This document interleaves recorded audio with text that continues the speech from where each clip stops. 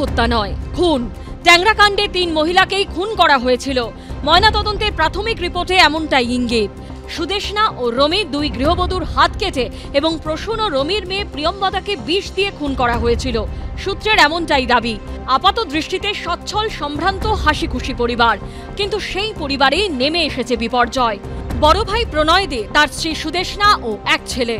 ছোট ভাই প্রসূন দে, স্ত্রী রমি ও 1 মেয়ে প্রিয়ম্বদা, এই নিয়েই সংসার। 6 জনের এই পরিবারে 3 জনই এখন নিহত। প্রণয় গাড়ি দুর্ঘটনায় জখম হয়ে হাসপাতালে ভর্তি। তার স্ত্রী সুদেষ্ণাকে খুন করা হয়েছে। প্রণয় এবং সুদেষ্ণার ছেলে আহত অবস্থায় হাসপাতালে ভর্তি। ছোট ভাই প্রসূন দেও গাড়ি দুর্ঘটনায় হাসপাতালে চিকিৎসাধীন। তার স্ত্রী রমির মৃত্যু হয়েছে। প্রসূন ও রমির একমাত্র মেয়ে প্রিয়ম্বদার মৃত্যু হয়েছে বিষক্রিয়ায়। মূল প্রশ্ন হলো, সুদেষ্ণা, রমি ও প্রিয়ম্বদার মৃত্যু হলো কিভাবে? দ্বিতীয় গৃহবধূ সুদেষ্ণা দে, তার ক্ষেত্রেও বলা হচ্ছে যে বোথ রিস্ট সেখানে কাটা ছিল, কাটমার্ক ছিল, এবং তার পাশাপাশি একটা সুপারফিশিয়াল ইনজুরি, সুপারফিশিয়াল মানে চামড়ার উপর দিয়ে একটা ইনজুরি, সেটা কিন্তু গলার ওখানে রয়েছে, থ্রোট ইনজুরি। এবং কজ অফ ডেথ হিসাবে যেটা চিকিৎসকরা বলছেন যে death was due to the effect of injuries antemortem in nature, অর্থাৎ রমির মতোই এই যে গলা এবং হাত কাটা, সেখান থেকে অতিরিক্ত রক্তক্ষরণ, এবং সেই ইনজুরিগুলো এই সুদেষ্ণা দে যখন বেঁচে ছিল তখন তার শরীরে করা হয়েছে।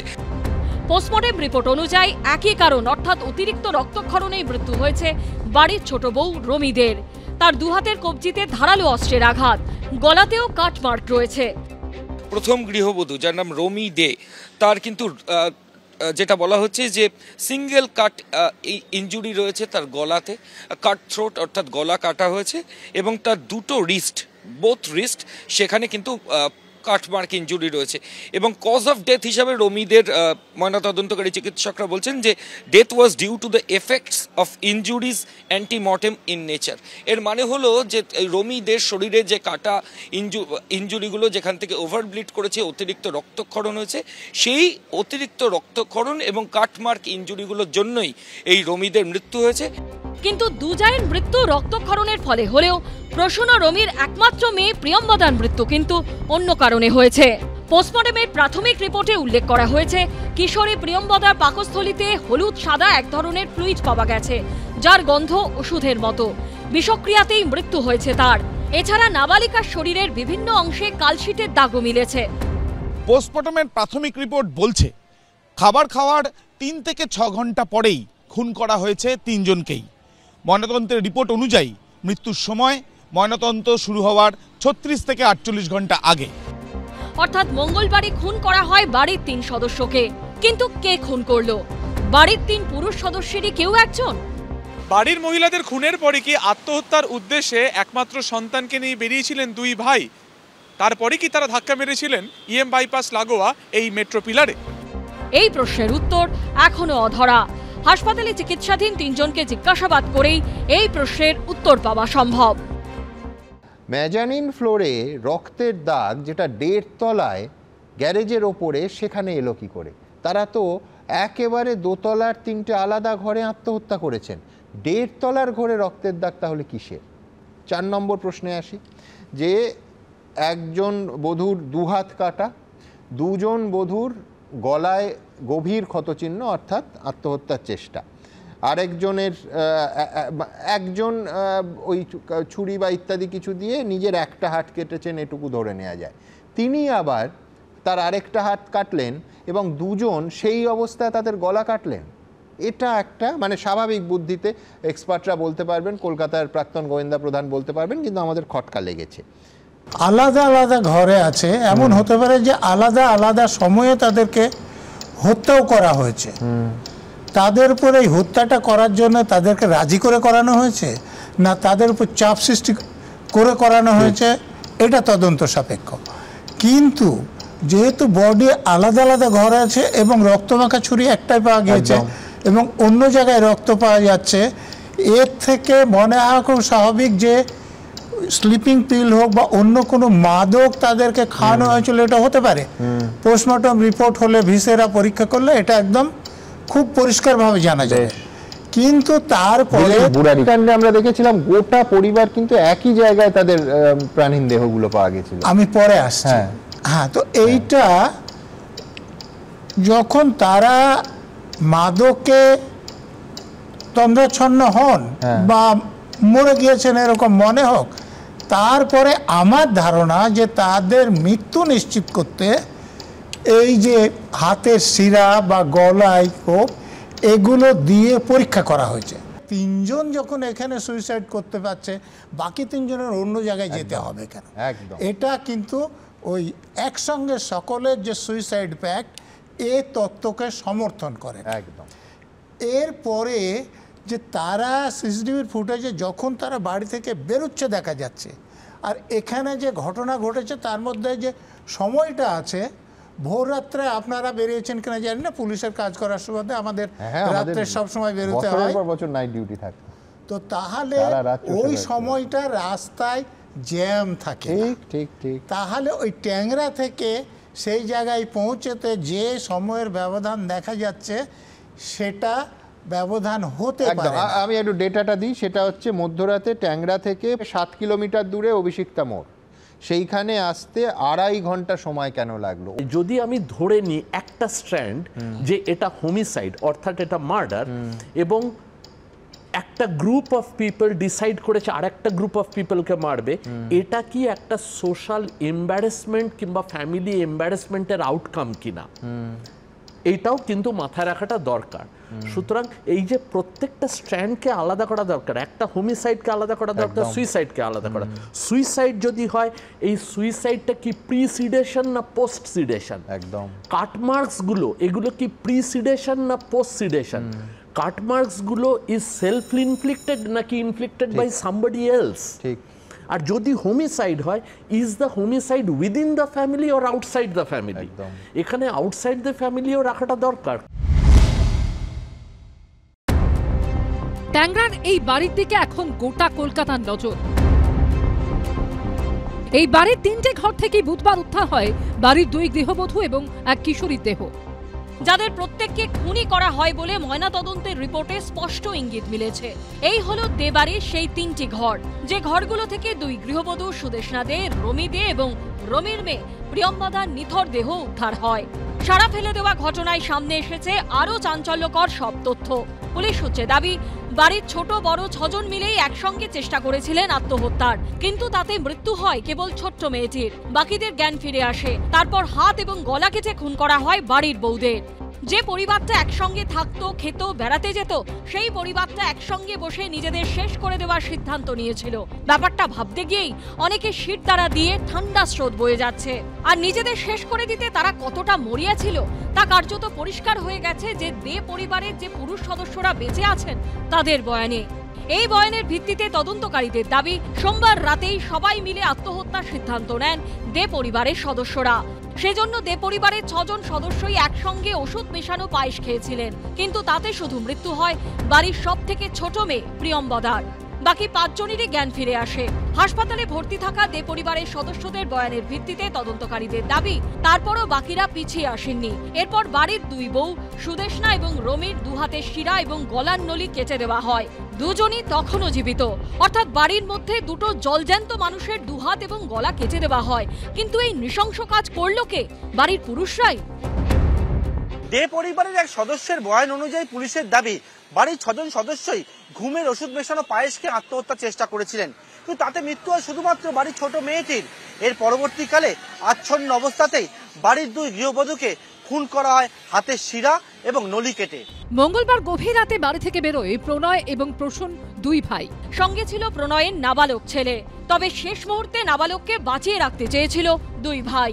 পুলিশ সূত্রে জানা যাচ্ছে, শেষ মুহূর্তে ছেলেকে নিয়ে আত্মহত্যা করতে রাজি হয়নি বাবা প্রণয়। তিনি এবং তার ভাই প্রসূন মিলে কিশোরকে প্রস্তাব দেয় কোনো হাসপাতালে গিয়ে ভর্তি হয়ে যাওয়ার জন্য, কিন্তু সেই প্রস্তাবে সে রাজি হয়নি এবং তারপর সে কিন্তু বাবা এবং কাকার সঙ্গে শেষ মুহূর্ত পর্যন্ত থাকার বিষয়ে সিদ্ধান্ত নেয়। তাদের বয়ানের ভিত্তিতে পুলিশ সূত্রে দাবি, এরপর তারা গাড়ি নিয়ে Belgharia expressway, Kona expressway, second Hooghly bridge, AJC Bose road, উড়ালপুল, park circus, 7 points, science city, EM bypass হয়ে অভিষিক্তায় আসে। তারপর সেখানেই মেট্রোর পিলারে ধাক্কা মারে তারা। তবে এই গোটা ঘটনাটা যে পরিকল্পনা মাফিক তা স্পষ্ট ড্রাইভারের কথাতেও। ঠিক 5:30 নাগাদ, 5টা থেকে 5:30টার মধ্যে তাকে বলে দেওয়া হয় যে তুমি বাড়ি চলে যাও। সাধারণত কৈলাস দাস যেটা দাবি করছেন যে অন্যদিন কিন্তু 7টা, 7:30 বা 8টা বেজে যায় ছুটির জন্য, কিন্তু সেদিন 3 ঘন্টা, প্রায় 3 ঘন্টা আগে তাকে ছেড়ে দেওয়া হয় এবং বলা হয় যে কালকে আসবে না, ফোন করলে আসবে। আমার তো ওই দিন ছুটি ছিল, দুদিনে আমি যাই না কাজে, তো কাজে যাই না, আমাকে বারণ করেছে যে ভাবে কি আমার দরকার পড়লে কৈলাসজি ডাকবো, না তো আমি ডাকবো না। প্রণয় বললো, হ্যাঁ বড়দেই বলেছে, ছুটি ছাটি ওই দেয়। সোমবারকে বারণ করেছিল কি মঙ্গলবার আসবে না, তো মঙ্গলবার আমরা যাই না। প্রতিবেশীরা বলছেন সোমবার সকালে দেবাড়ির ছোট বউ রমিকে ছাদে জামা কাপড় মেলতে দেখলেও সন্ধ্যের পর আর বাড়িতে আলো জ্বলেনি। বাড়ির যে ছোট বউ, উনি ছাদে সোমবার দিন আমি সকালবেলা দেখলাম উনি অনেক জামা কাপড় মিলছে, কিন্তু লাইট অফ মানে লাইটটা অফ। ছাদে একটা ঘর ছিল যে খুব গেট টুগেদার একটা করতে, সবাই মিলে গল্প করতে, ফ্যামিলির মধ্যেই করতে, মানে গল্প করতেন, 2 বইয়ে 2 ভাইয়ে গল্প করতেন ছাদের মধ্যে, এসব দেখতাম। ট্যাংরার চিত্তনিবাসের বাড়ির ঠিক পাশের একটি অ্যাপার্টমেন্ট আমরা রয়েছে এবং সেখান থেকে সরাসরি কিন্তু চিত্তনিবাসের ছাদের অংশ দেখা যাচ্ছে।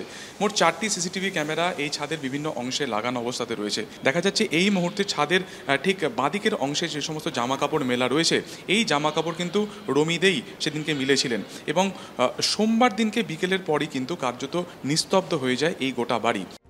প্রতিবেশীদের দাবি কয়েকদিন ধরে নিরাপত্তা রক্ষীকেও দেখতে পাওয়া যাচ্ছিল না। বাড়ির সিকিউরিটি কিন্তু আজকে 7-10 দিন ধরে আমি দেখছি না সিকিউরিটিটাকে। সিকিউরিটি সবসময় থাকতো বাড়ির বাইরে। কদিন আগেও যে বাড়িটা গমগম করত, আজ সেটা খা খা করছে। মাঝে মাঝে সেদিকে তাকিয়ে শিউরে উঠছেন প্রতিবেশীরা। সাধারণত যে কটা ক্ষেত্রে আমরা এই রাজ্যে বা বিশেষ করে বাইরের রাজ্যেও দেখেছি, প্রত্যেকটা ক্ষেত্রে যারা একসঙ্গে সিদ্ধান্ত নেয় যে আমরা আত্মঘাতী হব, একই ঘরে সেটা কিন্তু জায়গা হবে, একই প্রসেসে হবে। খুব বেশি হলে দ্য লিডার অ্যান্ড প্রপোজার সবাই যখন এনশিওর হলো যে মারা গেল, তখন হি কমিটেড সুইসাইড। রাইট। 1 2 নম্বর হচ্ছে, দেখো তোমার মেজেনান ফ্লোরে কি করে রক্তটা গেল। 2 হচ্ছে তুমি যে কাটমার্ক, যেটা তোমার যে আর্টারি কাটলো, যেটা আর্টারি কাটার পরে কি হাঁটতে হাঁটতে গিয়ে যে যার ঘরে চলে গেল, তা হতে পারে না। শুধু তাই নয়, 2 জন মহিলা যারা পূর্ণবয়স্ক মহিলা, তাদের গলায় তারা কোপ দিয়েছেন, একজনের 2 হাত, একজনের 1 হাতে কাটা। আমি সেটাই বলতে যাচ্ছি, রেজিস্ট্যান্ট কোন থাকবে না একদম সুস্থ অবস্থায়। ওনারা তো বলছেন যে পায়েসের সঙ্গে ঘুমের ওষুধ খেয়েছে, না খেলেও সুস্থ অবস্থায় এটা করা সম্ভব, এবং রেজিস্ট্যান্ট কোন থাকবে না। এবং সবচাইতে বড় কথা, যদি এটা সুইসাইডাল কাট ইনজুরি হয়, the wound must be hesitant wound। তুমি নিজে কেটে দেখো, এরকম করে কাটতে দাও। আর যদি তুমি এটা হোমিসাইডাল উন্ড হয়, তাহলে এটা থ্রু অ্যান্ড থ্রু। এই জিনিসটা আমি করে দেখতে পাচ্ছি না, দুঃখিত। সরি, থ্রু অ্যান্ড থ্রু যাবে, একদম ডাইরেক্ট পরিষ্কার কাটবে এরকম। হোমিসাইডালের অ্যাঙ্গেলটা কিন্তু বেশি করে এস্টাবলিশ হচ্ছে on receipt of the postmortem report and viscera report. Viscera রিপোর্টে পাওয়া যাবে তার মদ আছে কিনা, ভিসেরা রিপোর্টে পাওয়া যাবে তার মধ্যে বিষ আছে কিনা, কি ধরনের বিষ আছে। বলতে চাইছি এখানে একদম সলিলদা যেটা বলেন ভেরি ট্রু। 2টো জিনিস এখানে খুব ইম্পর্টেন্ট। একটা হচ্ছে ব্লান্ট ইনজুরিজ, বাচ্চাদের যে ব্লান্ট ইনজুরি পাওয়া গেছে, এটা সুইসাইডের কমপ্লিটলি এগেনস্টে যাচ্ছে, কারণ লোকে ব্লান্ট ইনজুরি করে নিজেকে মারে না, 1 নম্বর। 2 নম্বর হচ্ছে এই যে সলিলদা ভিসেরালের ব্যাপারটা বললেন না, it will be very important. কারণটা হচ্ছে এই ভিসেরার মধ্যে পায়েসের যে কনসেপ্টটা এখানে এবং ওষুধের কি বিষের কনসেপ্ট আসছে, এটা কি শুধু মহিলাদের ভিসেরাইতেই পাওয়া যাবে না পুরুষদেরও পাওয়া যাবে? কারণ এই যে ছবিটা দেখা যাচ্ছে, এটা তো মোটামুটি একটা সেলিব্রেট করতে বেরোচ্ছে মনে হচ্ছে 3টে লোক। আমি বলছি না সেটা হচ্ছে, কিন্তু ডক্টর মিত্র আমি বলছি ব্লান্ট ইনজুরির যে কথাটা বলছেন, এটা কিন্তু বাড়ির যাদের, তাদের কিন্তু শার্প কাট আছে, কিন্তু একজনের নাকে আছে ব্লান্ট ইনজুরি। এই এর মধ্যেই বলছি যে ব্লান্ট ইনজুরি, ব্লান্ট ইনজুরি এবং ব্রুজ, এই দুটো শব্দ is very important. Blunt injury কিন্তু মানে ইজ মানে 99.9% the chance is that it is a homicidal injury। এখানে যে কাট মার্ক আছে, আমি তখন বলার সুযোগ পাইনি, বা গলায় যে কাট মার্ক আছে, ভিসেরার জন্য অপেক্ষা করার দরকার নেই। এই মরার আগে যদি কাট মার্কটা হয়, তাহলে গেপিং হবে, রক্ত বেরোবে। মরার পরে যদি হয়, গেপিং হবে না, রক্ত বেরোবে না। অ্যাবসলিউটলি। তো এইটা দেখে বলা যাবে যে এই যে আত্মহত্যা তারা সকলে মিলে করতে গিয়েছিলেন, এটা বিশ্বাসযোগ্য নয়। কারণ কি, স্বাভাবিকভাবে তারা গাড়িতে উঠলেন, মনে রেখো ওনাদের কথা যদি সত্যি হয় প্রতিবেশীদের, তাহলে বিকেল থেকে আলোই জ্বলেনি আর তারা বেরোচ্ছেন মাঝরাত্রে, অর্থাৎ এই সময়টায় তারা ঘরেই ছিলেন। অনেক সময় দেখেছি যে অপরাধীদের একটা মোডাস অপারেন্ডি থাকে, এই মোডাস অপারেন্ডিটা হচ্ছে পরিবারের সকলকে মেরে কর্তার উপরে দায় চাপিয়ে দেওয়া, যেন তিনি সকলকে মেরে নিজে আত্মহত্যা করলেন। যেমন তুমি চারু মার্কেটের কেসটার কথা বললে, আমি অবশ্য ব্যক্তিগতভাবে এখনো বিশ্বাস করি যে ওটা সপরিবার আত্মহত্যার ঘটনা নাও হতে পারে। পায়েসে ঘুমের ওষুধ মিশিয়ে আত্মহত্যার চেষ্টা কারা করলেন? শুধু মহিলারা। আর স্বামী এবং পুরুষরা তারা সারাদিন ওই বাড়িতে রইলেন আলো নিভিয়ে, এসি চলছে বলে একজন বলেছিলেন, তারা রাত্রিবেলায় বাড়ি থেকে বেরোলেন। এরপরে আরেকটা কথা আমারও যেন মনে হচ্ছিল শুরুতে যে পুলিশ যেন আত্মহত্যা দেখাবার জন্যই ব্যস্ত হয়ে উঠেছে। ডেথ এগ্রিমেন্টের কথা উনি বললেন, আমরা দেখেছি যে যেখানে 5 জন 6 জন মিলে আত্মহত্যা করতে যান সেখানে অনেকেই কিন্তু কেউ ডিসএগ্রিমেন্ট করেন, অর্থাৎ তাঁরা বলেন যে তুমি তো ব্যবসায় ফল করেছো, তুমি মরো, আমি কেন মরবো, বা মেয়েটাকে নিয়ে কেন মরবো, ছেলেটাকে নিয়ে কেন মরবো। অর্থাৎ বাচ্চা থাকলে অনেক ক্ষেত্রে কিন্তু আমরা ডেথ এগ্রিমেন্ট হতে দেখি না। দুপুরে মারা গেছেন, মাঝরাতে বেরোচ্ছেন, এর মধ্যেও একটা রহস্য পাচ্ছি। অর্থাৎ যদি অপরাধী হয় তারা কিন্তু অত্যন্ত ধুরন্ধর অপরাধী, কিন্তু যারা পরে বাড়ি থেকে বেরোলেন তারা যেহেতু বেঁচে রয়েছেন তাদের কাছ থেকে জানা যাবে যে সত্য ঘটনাটা কি হয়েছিল। 4 তলা বাড়ি, চামড়ার বড় কোম্পানি, বিদেশে চর্মজাত দ্রব্য রপ্তানির ব্যবস্থা। এখন সেই পরিবারেরই 6 সদস্যের মধ্যে 3 জন মৃত, 2 জা এবং তাদের 1 কন্যা সন্তান, আর 2 ভাই ও 1 ভাইয়ের পুত্র সন্তান গুরুতর আহত অবস্থায় হাসপাতালে ভর্তি। ছোট ছেলে প্রসূনের সঙ্গে প্রেম করে বিয়ে হয়েছিল বেহালার শিলপাড়ার বাসিন্দা রমির। তাদের মেয়ে প্রিয়ম্বদার আগামী বছর মাধ্যমিক পরীক্ষা দেওয়ার কথা ছিল। মেয়ে জামাইয়ের পরিবারে কোনোদিনও অশান্তির আঁচ পাননি রমির মা বাবা। পরিবার সূত্রে দাবি সোমবার পর্যন্ত সবকিছু ঠিক ছিল। মঙ্গলবার রাতে ফোন করে কাউকে না পাওয়ায় সন্দেহ হয়। এরপর বুধবার সকালে ট্যাংরায় গিয়ে দেখেন পুলিশে ছয়লাভ গোটা বাড়ি। ভয়াবহভাবে 3 জনের মৃত্যু হয়েছে। সোমবার কি কথা হয়েছিল? মেয়ের সঙ্গে কথা বলেছিল রাত্রে, নাতনির পড়া হয় শেষ হয়, তারপরে নাতনি আর আমি আর মেয়ের পরীক্ষা চলছে, নাতনি ওই কথা হচ্ছে, বললো ঘুমিয়ে পড়ো। এই আমি বললাম পুরো ঘুমিয়ে পড়, নাতনির পরীক্ষা, বললো না কাল তো নেই পরীক্ষা, এই কথাটা। তারপরে মঙ্গলবার দিন ফোন করছি, আমাদের সব ফোন বন্ধ। কিন্তু কি এমন ভয়াবহ কারণ তৈরি হলো যার জেরে চলে যেতে হলো তাদের মেয়েকে? এমন নির্মমভাবে মৃত্যু হলো নাতনির, শেষ হয়ে গেল একটা সুখী পরিবার। আচ্ছা, আপনি এতদিন তো মেয়ের সঙ্গে কথা বলছেন, জামাইয়ের সঙ্গে কথা বলছেন, কোনোদিন আভাস পেয়েছেন? না, ওরা প্রচন্ড কেয়ারিং।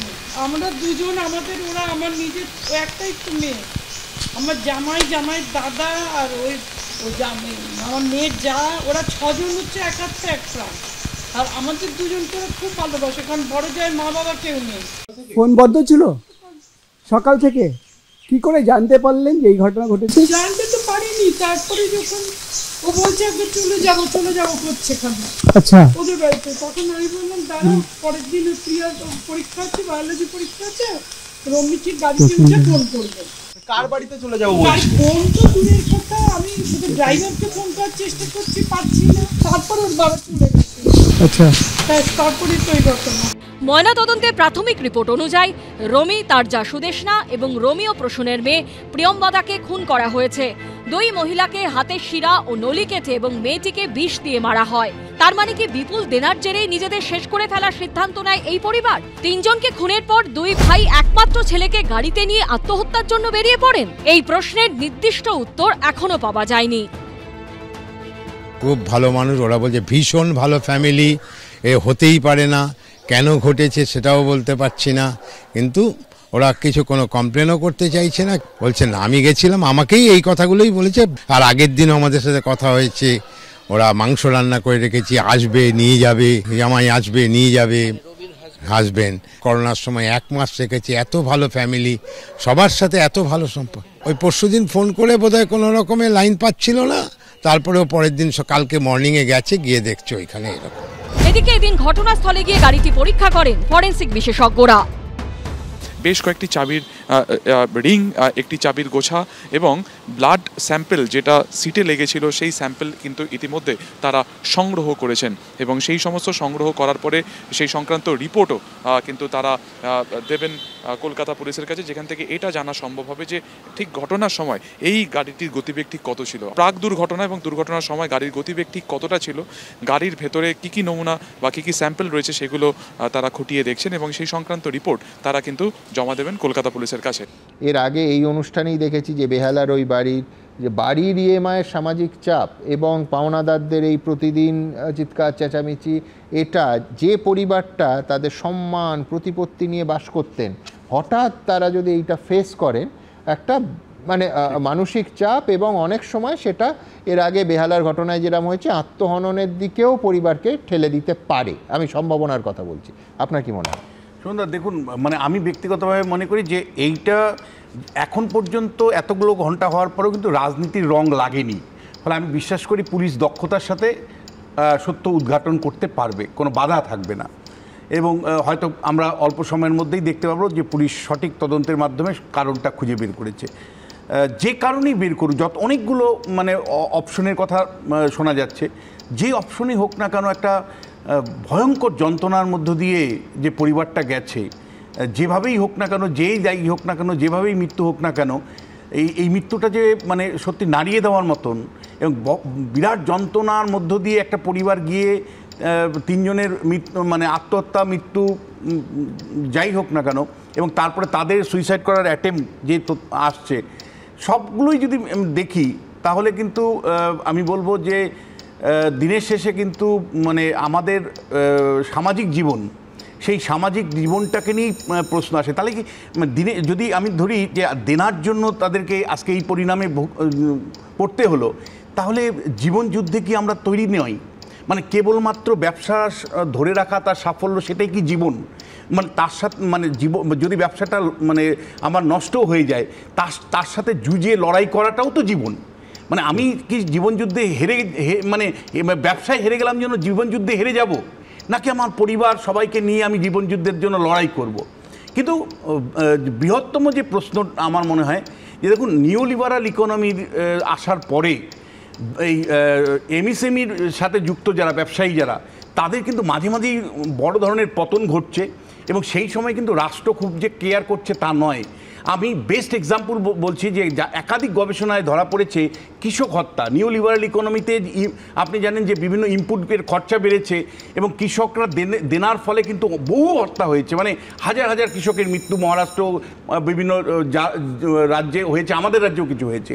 এই মৃত্যুগুলো বহু ক্ষেত্রে কিন্তু দেখা যাচ্ছে যে শুধুমাত্র সামাজিক মর্যাদা রক্ষার প্রশ্নে নয়, সরাসরি পাওনাদারের যে চাপ, সেই চাপকে মানে সহ্য করতে না পেরে পুরো পরিবার কৃষক কিন্তু আমি বলছি বিদর্ভে একটা কৃষক পরিবার বা একাধিক কৃষক পরিবার, আর এর ভেতরে একটা তফাৎ আছে। তার কারণ এটা কেস টু কেস তো বিচার করতে হবে যে এই পরিবারটা সেই লড়াইয়ের ক্ষমতা ছিল কিনা।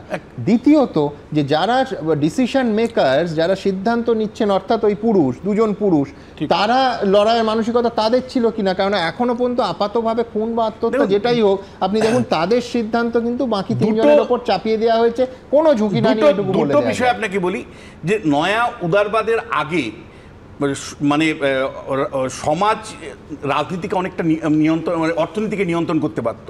এখন অর্থনীতি কিন্তু পুরোপুরি সামাজিক সম্পর্ককে নিয়ন্ত্রণ করে। আত্মীয় পরিজন, প্রতিবেশী, পরিচিতরা কেউই যখন ট্যাংরার এই পরিবারের মর্মান্তিক পরিণতি মেনে নিতে পারছেন না, তখন ময়নাতদন্তের প্রাথমিক রিপোর্টে চাঞ্চল্যকর তথ্য উঠে এসেছে। আত্মহত্যা নয়, বাড়ির 3 মহিলা সদস্যকে খুনই করা হয়েছে। এখন প্রশ্ন হলো, দুই ভাই কি দুই মহিলা ও কিশোরীকে খুন করলেন, নাকি একজন খুন করেছিলেন? সবাই মিলে আত্মহত্যার পরিকল্পনার পরে কি একে একে খুন ও তারপর 3 জনে গাড়িতে করে আত্মহত্যা করতে বেরোনোর পরিকল্পনা? দেনার চাপ আর সহ্য করতে না পেরেই কি এই সিদ্ধান্ত? যখন তদন্ত শুরু করে পুলিশ দেখতে পায় কয়েক কোটি টাকা দেনা রয়েছে। বোলপুরে তাদের একটি সম্পত্তি রয়েছে যেটা বিক্রি করেছেন। এছাড়াও একটি গাড়ি ছিল, যে গাড়িটিও তারা বিক্রি করেছেন। এবং এই যে দিনের পর দিন যে তাদের এই যে দেনা, এটা কমপক্ষে 6 মাস থেকে বিভিন্ন জায়গায় তারা যে চেক দিয়েছেন, সেই চেকগুলো বাউন্স করেছে। তাদের যে কিশোর, যার গাড়িতে যাকে পাওয়া গিয়েছে সামনে থেকে, যার ডান হাতে আঘাত রয়েছে অর্থাৎ রিস্টের কাছে, সেই কিশোরের পরীক্ষা ছিল, সেই পরীক্ষা পর্যন্ত স্কিপ করা হয়েছে এমনটাও মনে করা হচ্ছে।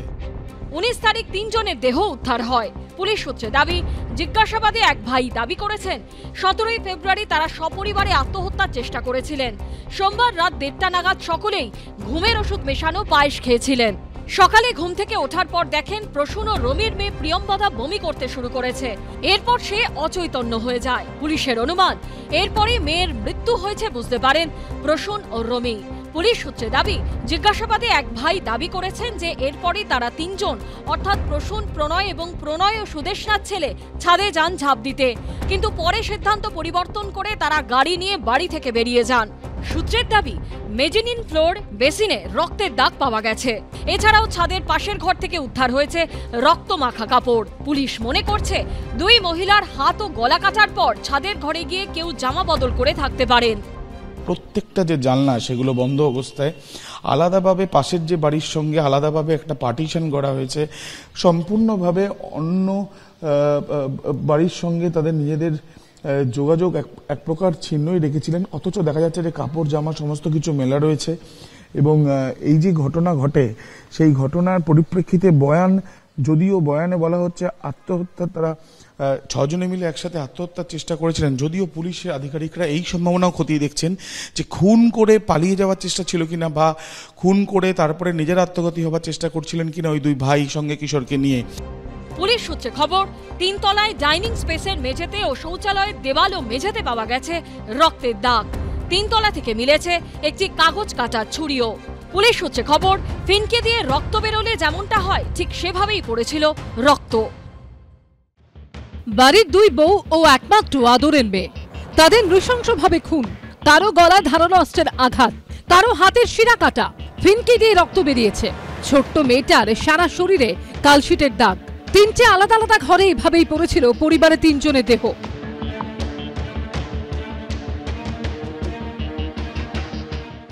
বুধবার সকালে পথ দুর্ঘটনার তদন্ত করতে গিয়ে ট্যাংরার সেই বাড়িতে পৌঁছে যান তদন্তকারীরা। তারা উঠে যান 2 তলায় এবং সেখানে তারা যেটা দেখেন তারা চমকে ওঠেন।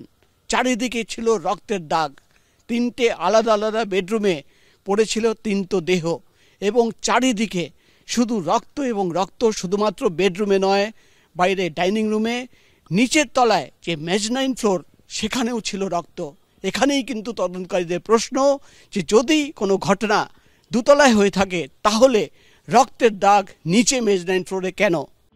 এই দৃশ্য যে কোনো মানুষের চিন্তায় ঠান্ডা স্রোত বইয়ে দেওয়ার পক্ষে যথেষ্ট। 3 মহিলা সদস্যকে খুনের পরে কি 3 পুরুষ সদস্য গাড়ি নিয়ে বেরিয়ে যান আত্মহত্যা করতে এবং ইএম বাইপাসে মেট্রোর পিলারে গিয়ে ধাক্কা মারে গাড়ি? কিন্তু কেন শুধু বাড়ির 3 মহিলাকে খুন করা হলো? মাথায় তাদের কি চলছিল? সুসাইড বলে আমরা একটা কথা বলি, যেখানে একজন সুসাইডের ডিসিশন যখন নেয়, তারপরে সে ভাবে যে বাড়ির বাকি লোকরাও যদি না বেঁচে থাকে তাহলে ভালো হয়। যে কোনো কারণটা যদি ধরুন ঋণের দেনা তাদের উপর পড়বে, তার জন্য তারা কি করে যে বাকিদের মার্ডার করে তারপরে নিজে সুসাইডটা করে। সেটা একটা সম্ভাবনা এর মধ্যে আছে। যদি ওনাদের আত্মহত্যার চেষ্টাটাকে আমরা যদি ধরে নিই, সত্যিকারে পিলারে ওটার জন্যই করেছে। একজন ইনিশিয়েটার ছিল হয়তো, যে বেসিক্যালি ইনস্টিগেট করেছিল জিনিসটাকে, যে লেট আস ডাই টুগেদার, ওকে। এবং সেখানে হয়তো যারা উইলিং পার্টনার এবং যারা আনউইলিং পার্টনার তাদেরকে উইলিং করানো হয় আর কি। ইনিশিয়েটারের কাজ, যেটা বাস সুইটারের যে থিমটা থাকে, আমি সেই ব্যাপারটা বলছি। তো তাদেরকে রাজি করানো হয় কোনো কারণে, কোনোভাবে তাদের পারিবারিকভাবে, যে দেখো এখানে হয়তো এমন কিছু ঘটনা ঘটে গেছে তাদের জীবনে যেখানে থেকে তাদের আর বেরিয়ে আসার কোনো চান্স নেই। হয়তো এমন কোনো ঘটনা, আই ডোন্ট নো, এমন কোনো ঘটনা কিংবা অন্য কোনো দুর্ঘটনা হতে পারে। সম্ভ্রান্ত সচ্ছল পরিবার, এক কথায় হ্যাপি ফ্যামিলি, তারাই এই ভয়ঙ্কর পথে হাঁটলো কেন? যেটা আমাকে ভাবাচ্ছে এই বিশেষ ঘটনাটার ক্ষেত্রে, সেটা হচ্ছে যে অনেক ক্ষেত্রেই এই ধরনের পরিবারের একটা একাত্মীভূত মানসিক দখল, যেটা এইভাবে কোনো একটা ক্রাইসিসে ওই একটা সত্তার মতো করে পরিবারের প্রত্যেকটা আলাদা ব্যক্তিকে ব্যবহার করতে বাধ্য করে, এবং সেটা একটা এক্সট্রিম ফর্ম এইরকম ধরনের সুইসাইড হয়। 3 জনকে বাড়িতে খুন করা হলো, বাকি 3 জন গাড়ি নিয়ে আত্মহত্যা করে বেরিয়ে গেলেন। এটাই যদি হয় তাহলে এই প্রশ্ন উঠতে পারে, কেন বাড়িতেই তারা আত্মঘাতী হলেন না? কারণ অতীতে একাধিক ঘটনায় দেখা গেছে দেনার দায় যখন কোনো পরিবার নিজেদের শেষ করার সিদ্ধান্ত নিয়েছে তখন বাড়ির মধ্যেই তারা তা করেছে। এক্ষেত্রে ভিন্ন পথে হাঁটার কারণ কি হতে পারে? ঘটনায় আত্মহত্যার তত্ত্বটাই আসে, অতীত অভিজ্ঞতা দেখা যায়, কিন্তু পোস্টমর্টমে পরিষ্কার বোঝা যাবে ডিপ কাট ইঞ্জুরি যদি সাব কাট ইঞ্জুরি, সেখানে ইঞ্জুরির টেল এন্ডটা দেখতে হবে, মানে কোন দিক থেকে কোন দিকে আছে। আমি যদি সুইসাইড করি তাহলে টেল এন্ডটা এইভাবে যাবে, আর তুমি যদি আমার গলা কাটো তুমি কিভাবে কাটবে, তুমি ধরে এই পাশ থেকে এদিকে কাটবে, এবং সেখানে দেখতে হবে। ওইটা দেখে প্রফেসর ফরেন্সিক যারা অটোপসি সার্জন ওরা বলেন, আর প্রফেসর ফরেন্সিক অ্যান্ড স্টেট মেডিসিনের কাছে ওপিনিয়ন চাইলে ওনারা বলে দিতে পারে এটা সেলফ ইনফ্লিক্টেড না অন্য কারণ। বাড়ির বাইরে লেখা মা বাবার আশীর্বাদ, অথচ এই বাড়িরই দুই মায়ের ভয়ঙ্কর পরিণতি। ভয়াবহভাবে মৃত্যু হয়েছে ছোট বউ রমিদের সন্তান প্রিয়ম্বদার। বাড়ির একমাত্র ছেলে সুদেষ্ণা ও প্রণয়দের ছেলে মৃত্যুর সঙ্গে পাঞ্জা লড়ছে। কিন্তু কি কারণে এমন মর্মান্তিক পরিণতি? দেনার দায়, বাজারে কোটি কোটি টাকা ঋণ, পাওনাদারদের তাগাদা। পুলিশ সূত্রে খবর, ব্যবসা ছাড়াও পার্সোনাল লোন ছিল দুই ভাই প্রণয় ও প্রসূনের। সূত্রের খবর, ট্যাংরার 21 সি অতুল সুর রোডের 4তলা বসতবাড়িটি বন্ধ করে রেখেছিলেন তারা। এছাড়াও 6টি ব্যাংক ও কয়েকটি প্রাইভেট এজেন্সি থেকে ঋণ নিয়েছিলেন দুই ভাই। পুলিশ সূত্রে খবর, এই নিয়ে একটি ব্যাংকের ম্যানেজারের সঙ্গে কথা বলেছেন তারা। পাশাপাশি কয়েকজন পাওনাদারদেরও সন্ধান মিলেছে, তাদেরও জিজ্ঞাসাবাদ করা হচ্ছে। উনি কালকে বলে 29 লাখ টাকা, যিনি পার্টনার ছিলেন বহু দীর্ঘদিন ধরে, হঠাৎ উনি ছেড়ে দিলেন ওই 29 লাখ টাকা বাউন্সের জন্য, এই তো 6 মাস আগে। ট্যাংরার 21 শিল লেনে প্রণয় দে ও প্রসূনদের সংস্থা protective leather gloves private limited. সূত্রের খবর, আমেরিকা, রাশিয়া, জার্মানিতে রফতানি হতো তাদের কোম্পানির সামগ্রী। কিন্তু সেই ব্যবসায় মন্দা দেখা দেয় রাশিয়া ইউক্রেন যুদ্ধ শুরু হওয়ার পর। বাজারে লক্ষ লক্ষ টাকার দেনা হয়ে যায়। বেলেঘাটার এনজে ব্রাদার্স এন্টারপ্রাইজের কর্ণধার গৌরব সরকার, তার ও তার দাদুর সংস্থা এসএ এন্টারপ্রাইজের কাছে দে ব্রাদার্সের সংস্থার ধার ছিল 35 লক্ষ টাকা। আমরা 36 লাখ টাকা মতন পাবো। টাকা কি উনি দিয়েছিলেন? না না না, কিছু কিছু করে দিত, ব্যবসা চলছিল, রানিং চলছিল, রোলিং, ওইভাবে আটকে গেছে। উনিও আটকেছে, আমাদের বলেছে, কিন্তু এইরকম কাজ করবে আমরা ভাবতে পারিনি। হঠাৎ একটা কি ডিসিশন নিল উনি। আমাদের 3-4 দিন আগে বলেছিল দেবে, আমরা বলছি ঠিক আছে ব্যবসাটা আপনি চালান, আস্তে আস্তে দেবেন, আর কি বলবো। আমাদেরও চেক বাউন্স করেছে। চেক বাউন্স তো উনি, ব্যাংকে টাকা নেই তো উনি তো চেক কেটে দিচ্ছে, বাউন্স তো হতেই পারে। 4 বছর ধরে আমরা ব্যবসা করছি। প্রণয় দে ও প্রসূনদের থেকে পাওয়া চেক বারবার বাউন্স করছিল বলেও দাবি করেছেন সংস্থার কর্মচারী। 2023 সালের পর থেকে আপ ডাউন চালু হয় কোম্পানির, কিন্তু এই 25 সালে এসে যে উনি এরকম করে ফেলবেন আমরা কেউ আইডিয়া করতে পারিনি। আমরা সবাই কম বেশি টাকা পাই, অনেকেই আছে পায়, কিন্তু এরকম কোনো হয়তো পরিস্থিতি আমরা তৈরি করিনি যে উনাকে এমনি করতে হবে। আমরা পড়তে আসতাম। আপনি কত টাকা পেতেন? আমি আর আমার দাদু মিলিয়ে 35 লাখ টাকা পাই। উনিও আমাদেরকে বলেছে যে ঠিক আছে তোমাদের আমি পয়সা করি ক্লিয়ার করব, তারপর আস্তে আস্তে আবার কাজ চালু করবে। এই মার্চেই আমাদের আবার কাজ চালু হওয়ার কথা ছিল। ব্যক্তি মানুষ হিসেবে খুবই ভালো ছিল, মাটির মানুষ। বলছি না যে ইনি যে এরকম একটা ঘটনা ঘটাবেন আশা করা যায় না। সূত্রের খবর, দে ভাইদের সংস্থা protective leather gloves private limited তৈরি করেছিলেন প্রণয় ও প্রসূনের বাবা প্রদীপ কুমার দে। কোম্পানির ডিরেক্টর পদে 3 জনের নামের উল্লেখ রয়েছে। বাড়ির বড় ছেলে প্রণয় দে, ছোট ছেলে প্রসূন দে এবং তাদের মা অনিতা দে। 2013 সালে কোম্পানি রেজিস্টার্ড হয়। 2023 সালেও বার্ষিক টার্নওভার ছিল 1.5 থেকে 5 কোটি টাকা। কিন্তু তারপর থেকে আর সেরকম কোনো হিসেব পাওয়া যাচ্ছে না। কিন্তু সংস্থার কর্মীরা জানাচ্ছেন কোটি কোটি টাকা ধার দেনা থাকলেও কোনো কর্মীর বেতন বাকি ছিল না। একই দাবি করেছেন পরিবারের গাড়ির চালকও। দিন এমন হয়েছে যে স্যালারি দেরিতে দিচ্ছে বা স্যালারি ঠিকভাবে দিচ্ছে না, 2-1 মাস ডিলে হয়ে যাচ্ছে, বলছে একটু মানে একটু টাকা পয়সা নেই, পরে দিয়ে দেবো। না, এইসব কথা আমাদের সঙ্গে হয়নি। 5 তারিখ আমাদের পয়সা পেয়ে যায়। ইতিমধ্যে অফিসের কর্মী অতনু ভৌমিককে জিজ্ঞাসাবাদ করেছে পুলিশ। কোনো ধার দেনা আছে কিনা জানতে সংস্থার ম্যানেজারকেও জিজ্ঞাসাবাদ করা হয়েছে। ইনভেস্টিগেশন করছে পুলিশ, সবকিছু বলতে পারবে। আপনার কি স্টেটমেন্ট নেওয়া হয়েছে পুলিশ? আপনার কি স্টেটমেন্ট নিয়েছিল পুলিশ? হ্যাঁ, আমার সব নিয়েছে, যার যেটুকু নেওয়ার সব নিয়েছে। আপনি কি পোস্টে ছিলেন? আপনি এখানে কি পোস্টে ছিলেন? এর বেশি আমি কিছু বলতে পারবো না। আপনি কি অফিস ক্লার্ক ছিলেন না ম্যানেজার ছিলেন? আপনি কি ম্যানেজার ছিলেন?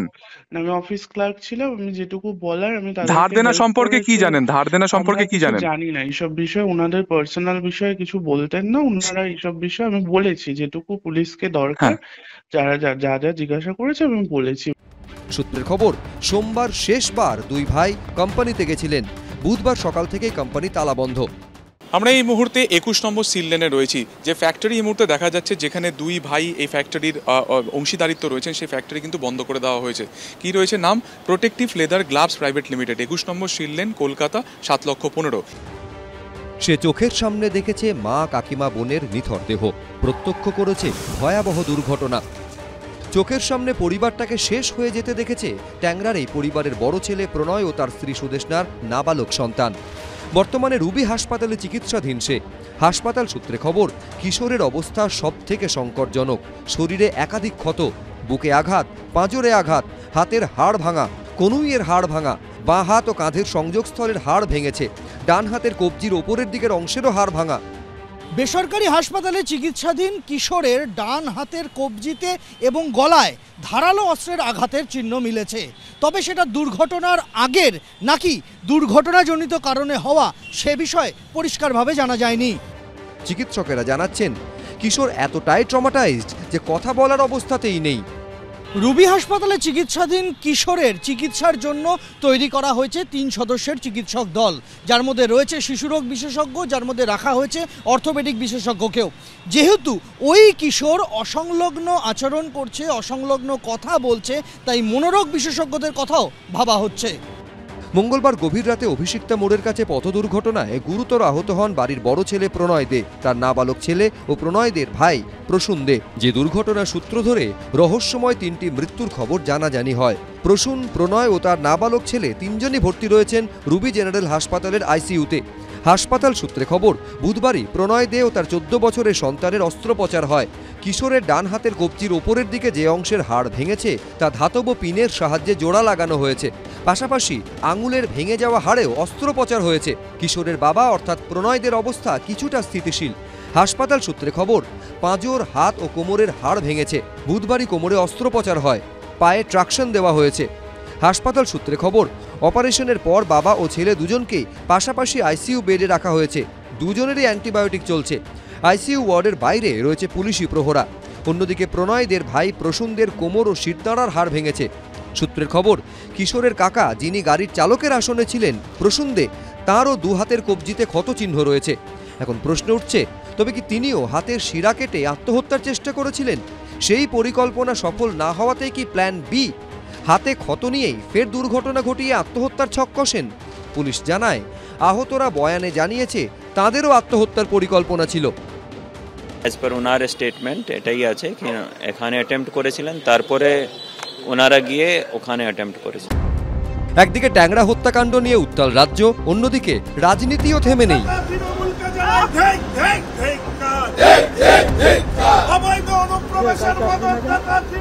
কোনো প্ল্যাকার্ডে লেখা রোহিঙ্গা মুক্ত বাংলা চাই, কোনোটাতে আবার লেখা শাসক তৃণমূলের হাত ধরে পশ্চিমবঙ্গে অনুপ্রবেশ বন্ধ করো, কোনোটায় লেখা পশ্চিমবঙ্গকে গুলশান কলোনি বানানো চলবে না। বৃহস্পতিবার বিধানসভার অধিবেশন শুরু হওয়ার আগে প্ল্যাকার্ড হাতে এভাবে বিক্ষোভ দেখালেন বিজেপি বিধায়করা। রাজ্যে অনুপ্রবেশ ইস্যুতে ফের রাজ্য সরকারকে আক্রমণ শানালেন বিরোধী দলের বিধায়করা। বিধানসভার গেটের বাইরে দাঁড়িয়ে স্লোগান তুললেন তারা। গুলশান কলোনির মতন শত শত কলোনি এই পশ্চিমবঙ্গে গড়ে তোলা হচ্ছে। অনুপ্রবেশ আমাদের রাজ্যের জনবৈচিত্র্যকে পরিবর্তন করছে এবং পশ্চিমবঙ্গে আজকে হিন্দু উপাসনা পদ্ধতি, আচার পদ্ধতির উপরে যে আক্রমণ হচ্ছে তার পেছনে এই অনুপ্রবেশ একটা বড় কারণ বলে আমরা মনে করি। পুলিশি নিরাপত্তায় সরস্বতী পুজোর যে ছবি উঠে এসেছে তা নিয়েও 2 দিন আগেই পরস্পরকে আক্রমণ করেছেন মমতা বন্দ্যোপাধ্যায় এবং শুভেন্দু অধিকারী। এই আবহেই এদিন বিধানসভা গেটে অনুপ্রবেশ ইস্যুতে বিক্ষোভ দেখালেন বিজেপি বিধায়করা। হিন্দুদের এই সংঘর্ষটি দিদির প্রাণে ভয়, আরে দিল্লির মতো বাংলাতেও ঘটবে পরাজয়। বিজেপি বলছে অনুপ্রবেশ বেড়েছে, অনুপ্রবেশ রোখার দায়িত্ব বিএসএফ এর, অর্থাৎ বিজেপির রাজনৈতিক আক্রমণ যদি হয়ে থাকে তাহলে সেটা কিন্তু তার দায় হচ্ছে কেন্দ্রীয় সরকার এবং অমিত শাহ দফতরের। আবার বিএসএফ বলছে না না অনুপ্রবেশ কমেছে, কারণ এটা তাদের ঘাড়ে পড়ে যাচ্ছে। তাহলে এটা তো সব আত্মঘাতী গোল করে ফেলেছে বিজেপি। বৃহস্পতিবার অনুপ্রবেশ ইস্যুতে বিধানসভার বাইরে বিক্ষোভ দেখালেন বিজেপি বিধায়করা। আর এদিনই অনুপ্রবেশ নিয়ে দিল্লিতে অমিত শাহ স্বরাষ্ট্র মন্ত্রকের অধীনস্থ বিএসএফ এর মুখে শোনা গেল সম্পূর্ণ উল্টো সুর। পশ্চিমবঙ্গে আজকে হিন্দু উপাসনা পদ্ধতি, আচার পদ্ধতির উপরে যে আক্রমণ হচ্ছে তার পেছনে এই অনুপ্রবেশ একটা বড় কারণ বলে আমরা মনে করি। Across the border, all over, the infiltration has gone down, substantially down, and this has been done with the very active help of BJP. Mohammad ইউনুসের আমলে একদিকে বাংলাদেশে হিন্দুদের ওপর লাগাতার হামলা, মন্দির বাড়িতে ভাঙচুর, আগুন, আবার সীমান্তে কখনো কাঁটাতার লাগানো নিয়ে কখনো পাচার রুখতে গিয়ে একাধিকবার সংঘাতে জড়িয়েছে বিএসএফ এবং বর্ডার গার্ড বাংলাদেশ। মালদার সুখদেবপুর, কোচবিহারের মেখলিগঞ্জ, নারায়ণগঞ্জ থেকে গীতালদহ বারবার আক্রান্ত হয়েছে বিএসএফ। এই চাপানুতরের আবহে দিল্লিতে 3 দিন ধরে বৈঠকে বসে দুদেশের সীমান্তরক্ষী বাহিনী। আলোচনায় উঠে আসে অনুপ্রবেশ থেকে শুরু করে বাংলাদেশে হিন্দুদের ওপর আক্রমণের প্রসঙ্গ। Infiltrations have not been increased, but that's a feeling or public perception that happened the way this, attacks on minority, which was not really true. BJP, along with the other law enforcement agencies of Bangladesh, have convinced and motivated the minority people that whatsoever you have no fear for which you need to be migrated. After 5th of August, the forces on both the sides have operationally deployed to stop and curb any kind of infiltration. Across the border, all over, the infiltration has gone down. This has been done with the very active help of BJP. একদিকে খোদ অমিত শাহ স্বরাষ্ট্র মন্ত্রকের অধীনস্থ BSF এর DG অনুপ্রবেশ কমার কথা বলছেন, অন্যদিকে বাংলার বিজেপি বিধায়করা অনুপ্রবেশ ইস্যুতে রাজ্য সরকারকে আক্রমণ করছেন, বিক্ষোভ দেখাচ্ছেন, জানিয়ে শুরু হয়েছে রাজনৈতিক তরজা। বিজেপি বলছে অনুপ্রবেশ বেড়েছে, ভুলে গেছে অনুপ্রবেশ রোখাটা বিজেপির সরকার, হোম মিনিস্ট্রি, বিএসএফ এর দায়িত্ব, রাজ্য পুলিশের নয়। সীমান্ত পাহারা দেয়া, উল্টে নিজেদের দখলের এলাকা বাড়িয়েছে কেন্দ্রীয় সরকার। তো তাহলে আবার বিএসএফ দিল্লিতে বলছে আমরা অনুপ্রবেশ কমিয়েছি, তারা আবার রাজ্য বিজেপির এইসব অভিযোগকে উড়িয়ে দিচ্ছে। তো এই তো নিজেদের মধ্যে আত্মঘাতী গোলের লড়াই চলছে এদের। অনুপ্রবেশ না ঘটলে পরে ডেমোগ্রাফি কীভাবে চেঞ্জ হলো? তো অনুপ্রবেশ বছরের পর বছর ধরে চলছে। হ্যাঁ, আমাদের সরকার আসার পর অনেকটা কার্ভ হয়েছে, কিন্তু বিষয় হচ্ছে একজনও কেন ঢুকবে, একটিও অনুপ্রবেশ কেন হবে? একটিও অনুপ্রবেশ হবে না, হওয়ার প্রয়োজন নেই। দেখুন, উত্তরবঙ্গ আলাদা করে দেওয়ার কথা একমাত্র মানুষ বলছে, আমরা মানুষের প্রতিনিধি, জনগণ যা বলবে সেটা তো আমার এখানে ফরওয়ার্ড করা দরকার। 2026-এর বিধানসভা ভোটের আগে উত্তরবঙ্গের বিজেপি বিধায়কের মুখে ফের পৃথক উত্তরবঙ্গের প্রসঙ্গ। অতীতে নিজেই উত্তরবঙ্গকে কেন্দ্রশাসিত অঞ্চল করার দাবি তুলেছিলেন।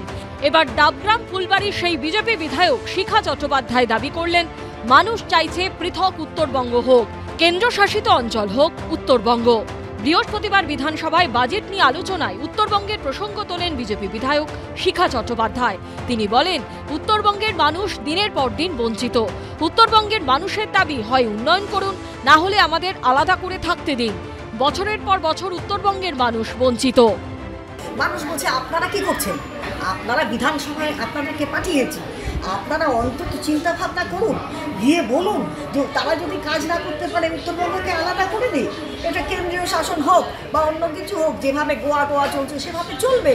বাংলাকে ভাগ হতে দেবো না, এটা আমাদের শপথ, কোনোভাবেই দেবো না। মমতা বন্দ্যোপাধ্যায় বারবার বলে দিয়েছে, সেটা বাংলার মানুষ চায়ও না, উত্তরবঙ্গের মানুষ চায়ও না। ওটা যে বলছেন না লোকাল মানুষের প্রতিনিধি হিসেবে বলছি, লোকাল মানুষ মানে বিজেপির লোকালই বলছি, বাইরে কেউ বলছে না। 2019 অব্দি উত্তরবঙ্গের দাপট ছিল বিজেপি। সেবার লোকসভা নির্বাচনে উত্তরবঙ্গের 8টি আসনের মধ্যে 7টিতেই জয়ী হয়েছিল বিজেপি, কিন্তু তারপর থেকে উত্তরবঙ্গে থাবা বসাতে শুরু করে তৃণমূল। 2021-এর বিধানসভা ভোটে উত্তরবঙ্গে 27টি আসনে জেতে তৃণমূল, বিজেপি জেতে 26টিতে। তারপর উপনির্বাচনে ধূপগুড়ি এবং মাদারিহাট কেন্দ্র দুটিও বিজেপির থেকে ছিনিয়ে নেয় তৃণমূল। 2024-এর লোকসভা ভোটে উত্তরবঙ্গে বিজেপির আসন 7 থেকে কমে হয় 6। এবার দরজায় কড়া নাড়ছে 26-এর বিধানসভা ভোট। তার আগে ফের বিজেপি বিধায়কের মুখে পৃথক উত্তরবঙ্গের প্রসঙ্গ। টোটালটা ভোটের গিমিক, যত যাই করুক বিজেপি এবার উত্তরবঙ্গ থেকে খালি হাতে ফিরবে। তাদের এতগুলো এমপি ছিল, এমপির সংখ্যা একটা কমেছে, এখনও তাদের এমপির সংখ্যা বেশি। তারা উত্তরবঙ্গের জন্য কি কাজ করেছে, মাইক্রো লেভেলে এবং ম্যাক্রো লেভেলে তারা কোন কাজটা করেছে উত্তরবঙ্গের জন্য? এখানে একটা আইআইটি তারা কেন করতে পারেনি? এখানে একটা এইমস তারা কেন করতে পারেনি? বিজেপি তো বারবার করে একই ধরনের কথা বলে আসছে। এসব কথা বলা হচ্ছে যত বারবার দেখা গেছে উত্তরবঙ্গের ক্ষেত্রে যখনই নির্বাচন সামনে আসে তখন তারা এই সমস্ত প্রশ্নগুলো তুলে থাকে। ঠিক একইভাবে 2021 সালে তুলেছিল, তার আগে 2019 সালে লোকসভায় তুলেছে, তার আগে 2014 সাল, সেই সময়তেও কিন্তু 2009 সালেও কিন্তু এই পৃথক রাজ্যের দাবি কিন্তু বিজেপি তুলেছিল। পৃথক উত্তরবঙ্গের দাবি অতীতে একাধিক বিজেপি নেতা নেত্রীর মুখে উঠে এসেছে। এ প্রসঙ্গে রাজ্য বিজেপি নেতৃত্বের কি মত? উত্তরবঙ্গ ও দক্ষিণবঙ্গ দু জায়গাকেই খুশি রাখতে কি বিশেষ কৌশল? দেখুন, আমাদের স্ট্যান্ড তখনও যা ছিল এখনও তাই আছে, যে আমরা মনে করি ডক্টর শ্যামাপ্রসাদ মুখার্জি তিনি যেভাবে পশ্চিমবঙ্গকে তৈরি করে গেছিলেন, রেখে গেছিলেন, আমরা পশ্চিমবঙ্গকে সেই রূপেই আগামী দিনে রাখতে চাই। পশ্চিমবঙ্গের উত্তরবঙ্গ পার্ট অর্থাৎ উত্তর পার্টটা ডেভেলপমেন্টালি অনেকটা পিছিয়ে আছে, তার জন্য যদি কোনো রকম চিন্তাভাবনা আলাদা করে করা যায় সেটা করা যেতে পারে, কিন্তু আমরা রাজ্যভাগের পক্ষে নই। দুজন বিধায়ক স্পষ্ট দাবি তুললেন, কোনো অ্যাম্বিগুইটি নেই, এবং দিলীপ ঘোষ কার্যত সেই দাবির মধ্যে যে একটা যুক্তি আছে সেটাকে মান্যতা দিলেন।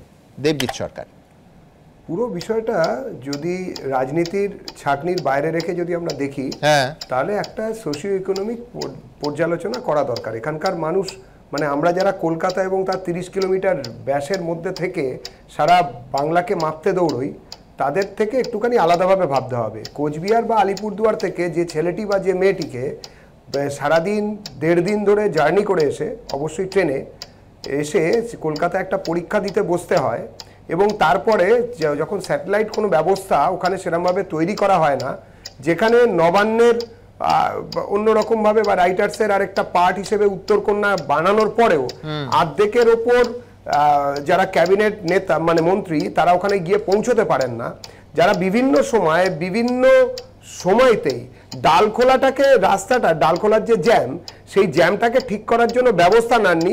আগে 34 বছর ছেড়ে দিন, গত সদ্য 11 বছরে কি হয়েছে সেটা আমরা জানি। তো এইরকম একটা জায়গায় মানুষ যখন হতাশায় পড়েন এবং হতাশার থেকে সেই এলাকার মানুষ, সেই এলাকার জনপ্রতিনিধি যখন সেই কথাগুলো বলে ওঠেন, তখন হই হই করে কেন বঙ্গবঙ্গ বঙ্গবঙ্গ হচ্ছে বলে না। দেবজিৎ, এই যে দুটো যুক্তি তুমি দিলে, আমি বলছি যে তোমার মনে হয় যে যদি দুটো বাংলা হয়, উত্তরবঙ্গ এবং দক্ষিণবঙ্গ, তাতে এই সমস্যাগুলো সব সমাধান হবে নাকি এটা পলিটিক্যাল উইলের ব্যাপার, রাজনৈতিক সদিচ্ছার ব্যাপার? আমি আবারও বলতে চাই যে এটা একটা রাজনৈতিক সদিচ্ছার ব্যাপার। যদি রাজনৈতিকভাবে, উত্তরপ্রদেশ তো বিশাল বড় জায়গা, বিহারও তো অনেকটাই বড়, আমাদের এটা ঘটনা জিওগ্রাফিক্যালি আমাদের যে রাজ্য সেটা একটা উল্লম্ব একটা রাজ্য, সেখানে সব জায়গা থেকে কলকাতা থেকে কন্ট্রোল করা সম্ভব নয়, কিন্তু সেই জন্যই তো স্যাটেলাইটের কথা ভাবা হয়েছিল। একটা ভয়ানক কথা এরা যারা বলছেন রাজ্য ভাগের কথা, কোনো রকমই এই রাজ্য ভাগ হবে না। আমরা বলি যে প্রশাসনিক ক্ষেত্রে, প্রশাসনিকের দায়িত্বে যিনি রয়েছেন আমাদের মুখ্যমন্ত্রী, জেলার ক্ষেত্রে যেমন একটা নতুন করে জেলা তৈরি, প্রশাসনিক কাজের সুবিধে করার জন্যে সেটা হয়েছে। আর আজকের দিনে শিক্ষা বলুন, স্বাস্থ্য বলুন, যেভাবে বেকেন্দ্রীকরণ হয়েছে, যেভাবে ইনফ্রাস্ট্রাকচার ডেভেলপ হয়েছে, আমাদের আগে এখন আর কলকাতা কেন্দ্রিক স্বাস্থ্য দেখবেন না, শিক্ষা দেখবেন না, এই বেকেন্দ্রীকরণ হয়েছে। সুমন বাবু, আমি যেটা বলছি যে এত উত্তরবঙ্গ নিয়ে চিন্তা, চা শিল্প নিয়ে চিন্তা নয়, চা বাগানগুলো, পাট শিল্প, চা শিল্প, এগুলো নিয়ে চিন্তা নেই, শুধু ভাগ করো ভাগ করো। দিদি একটু অ্যালাউ করুন। প্রথমত ভাগ করার কথা কেউ বলেনি, হতাশার কথা বলেছে। দ্বিতীয়ত বলি যে আপনারা তো মনে আছে গত বিধানসভা নির্বাচনের সময় মমতা দেবীর পায়ে চোট লেগেছিল, যার জন্য আমাদের মাননীয় মুখ্যমন্ত্রী তিনি হুইল চেয়ার নিয়েছিলেন, মনে আছে? সেদিন ওই প্রায় 180 কিলোমিটার উনি উড়ে এসেছিলেন, উত্তরবঙ্গে যেতে হবে না, দীঘার কাছ থেকে উড়ে এলেন কলকাতাতে, পায়ের একটা গুঁতো লেগেছে বলে। সব জায়গাতে মাল্টি স্পেশালিটি হসপিটাল, আপনারা সুপার স্পেশালিটি এইসব লিখেছেন, উত্তরবঙ্গে কারোর হার্ট অ্যাটাক হলে তাদের কলকাতায় আসতে হয় দিদি, বিশ্বাস করুন। শুনুন, আমি একজন ডাক্তার, এই বিভ্রান্তিটা ছড়াবেন না, কারণ দুটো কথা, একটা দুটো অপরাধ করছেন। এক হচ্ছে আপনি মেডিকেল এক্সপার্টিজ কে চ্যালেঞ্জ করছেন, এক হচ্ছে সুপার স্পেশালিটি হসপিটাল রেডিও ডাক্তারদের চিকিৎসাটাকে আপনারা চ্যালেঞ্জ করছেন না, আপনি বিভ্রান্তি তৈরি করবেন না। আজকে স্বাস্থ্য সাথী, আজকে আপনাদের কি প্রবলেম সমস্যা জানেন তো? স্বাস্থ্য সাথী যেইভাবে যেখানে এক্সপার্টাইজ নেই, না না রেফারেল যদি হয়ে থাকে সে রেফারেল কেউ প্রশ্ন করা আপনি বাদ দিন, রেফারেল যদি হয় কেন বেশি রেফারেল হবে সেটা নিয়েও প্রশ্ন উঠছে। অন্যদিকে মহাকুম্ভ নিয়ে মুখ্যমন্ত্রীর মন্তব্য ঘিরেও সমান তালে চলছে চাপানুতোর।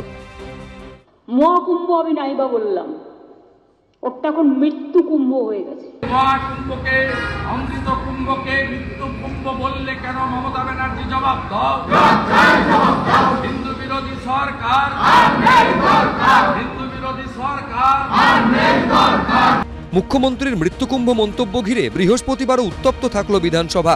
অধিবেশন কক্ষের বাইরে প্রথমে বিক্ষোভ ও পরে রাজ্যপালের কাছে নালিশও জানালেন BJP বিধায়করা।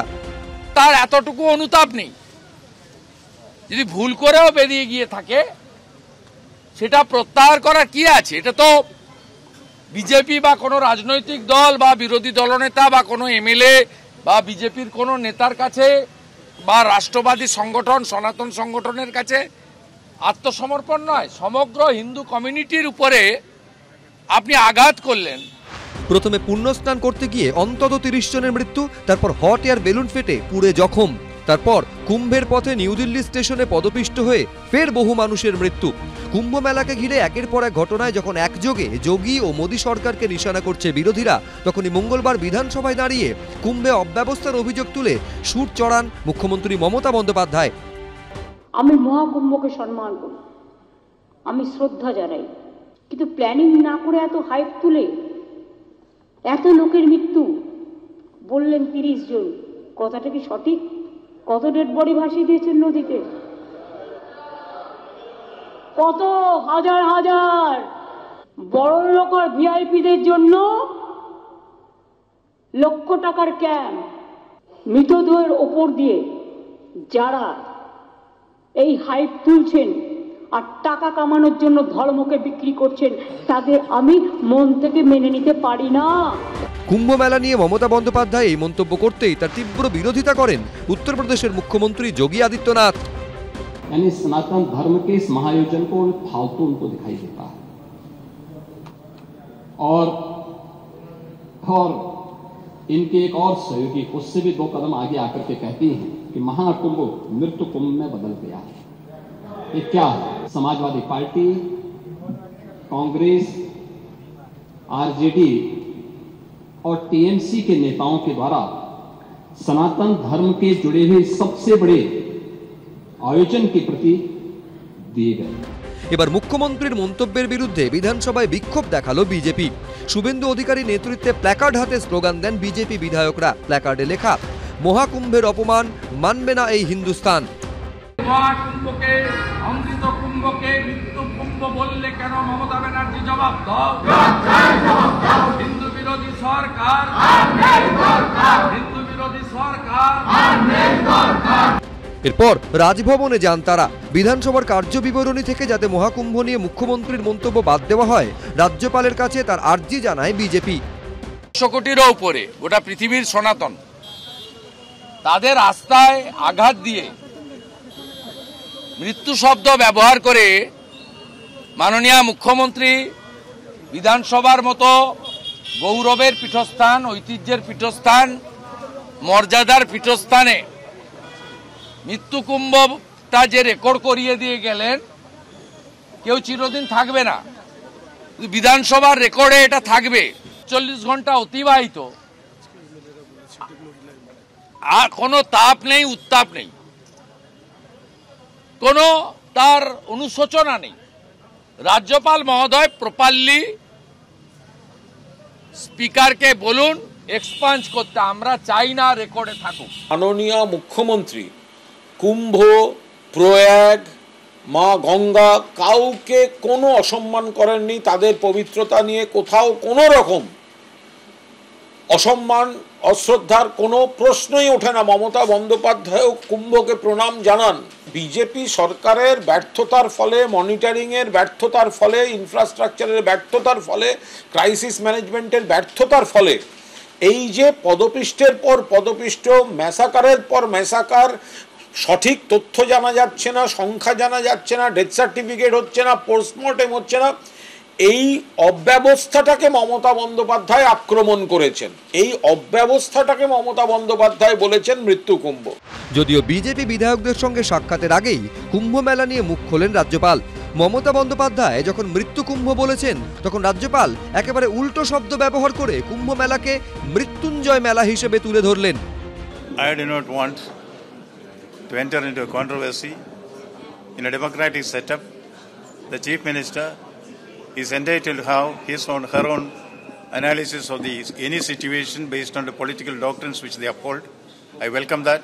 That's the beauty of democracy. I, as a devout person who shares the great heritage of India, I feel this Kumbh Mela is Mukti Mela.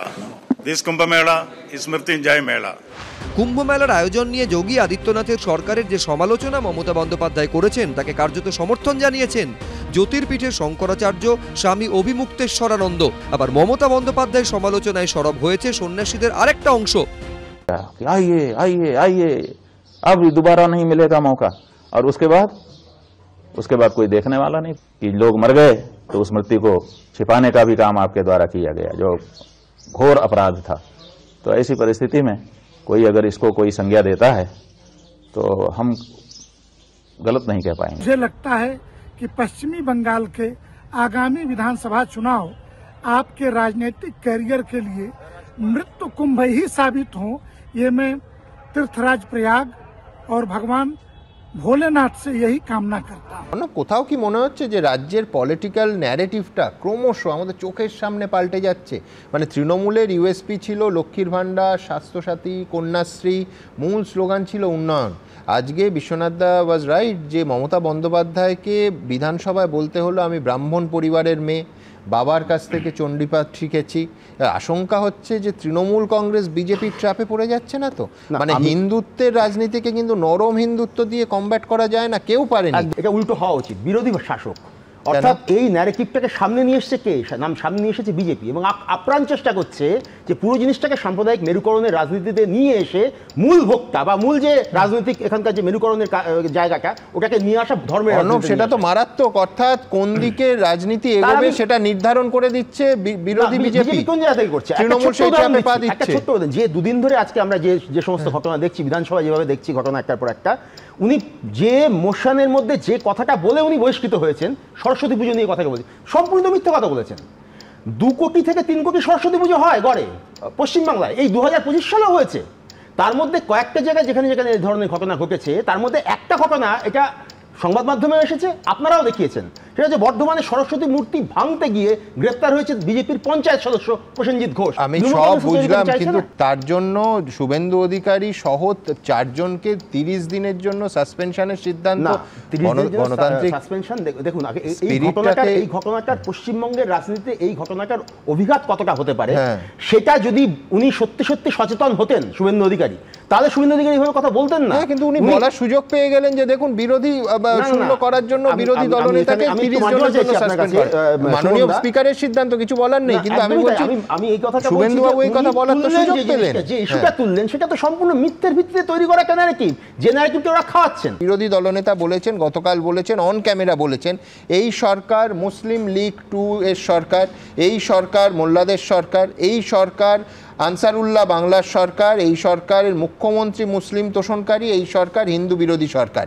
এই বাক্যগুলোকে উল্লেখ করে মুখ্যমন্ত্রী মমতা বন্দ্যোপাধ্যায় প্রধানমন্ত্রী নরেন্দ্র মোদীর কাছে চিঠি লিখে নালিশ করতে চলেছেন। আজকে বিধানসভার ফ্লোরে দাঁড়িয়ে মুখ্যমন্ত্রী বলেছেন, আজকের যে বাংলার এই পরিস্থিতি তৈরি হয়েছে তার জন্য এক এবং একমাত্র দায়ী হচ্ছে মুখ্যমন্ত্রী মমতা ব্যানার্জি। সুমনদা, তোমাদের তো আর্কাইভ আছে, কি বলেছিল? যারা দুধ দেয় তাদের লাথি খেতে আমি প্রস্তুত।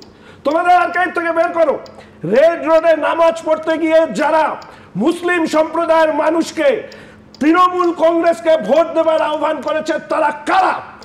কারা সেই তৃণমূল কংগ্রেসের নেতা মন্ত্রী যারা বলেছে এটা মিনি পাকিস্তান? কে সেই হুমায়ুন কবির যে বলেছিল হিন্দুদেরকে ভাগীরথীতে বইয়ে দেব? কে বলেছিল হামিদুল এখানে শরিয়াতি আইন চালু করবে? এরা কারা?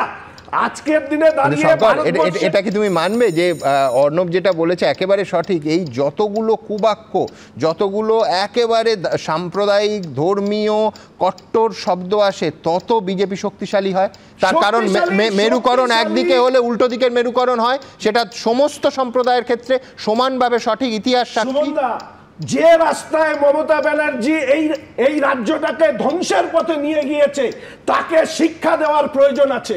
আর সেই শিক্ষা দেওয়ার প্রয়োজনে যে পথ দিয়ে উনি খেলেছেন, সেই খেলাই ওনাকে খেলানো হবে।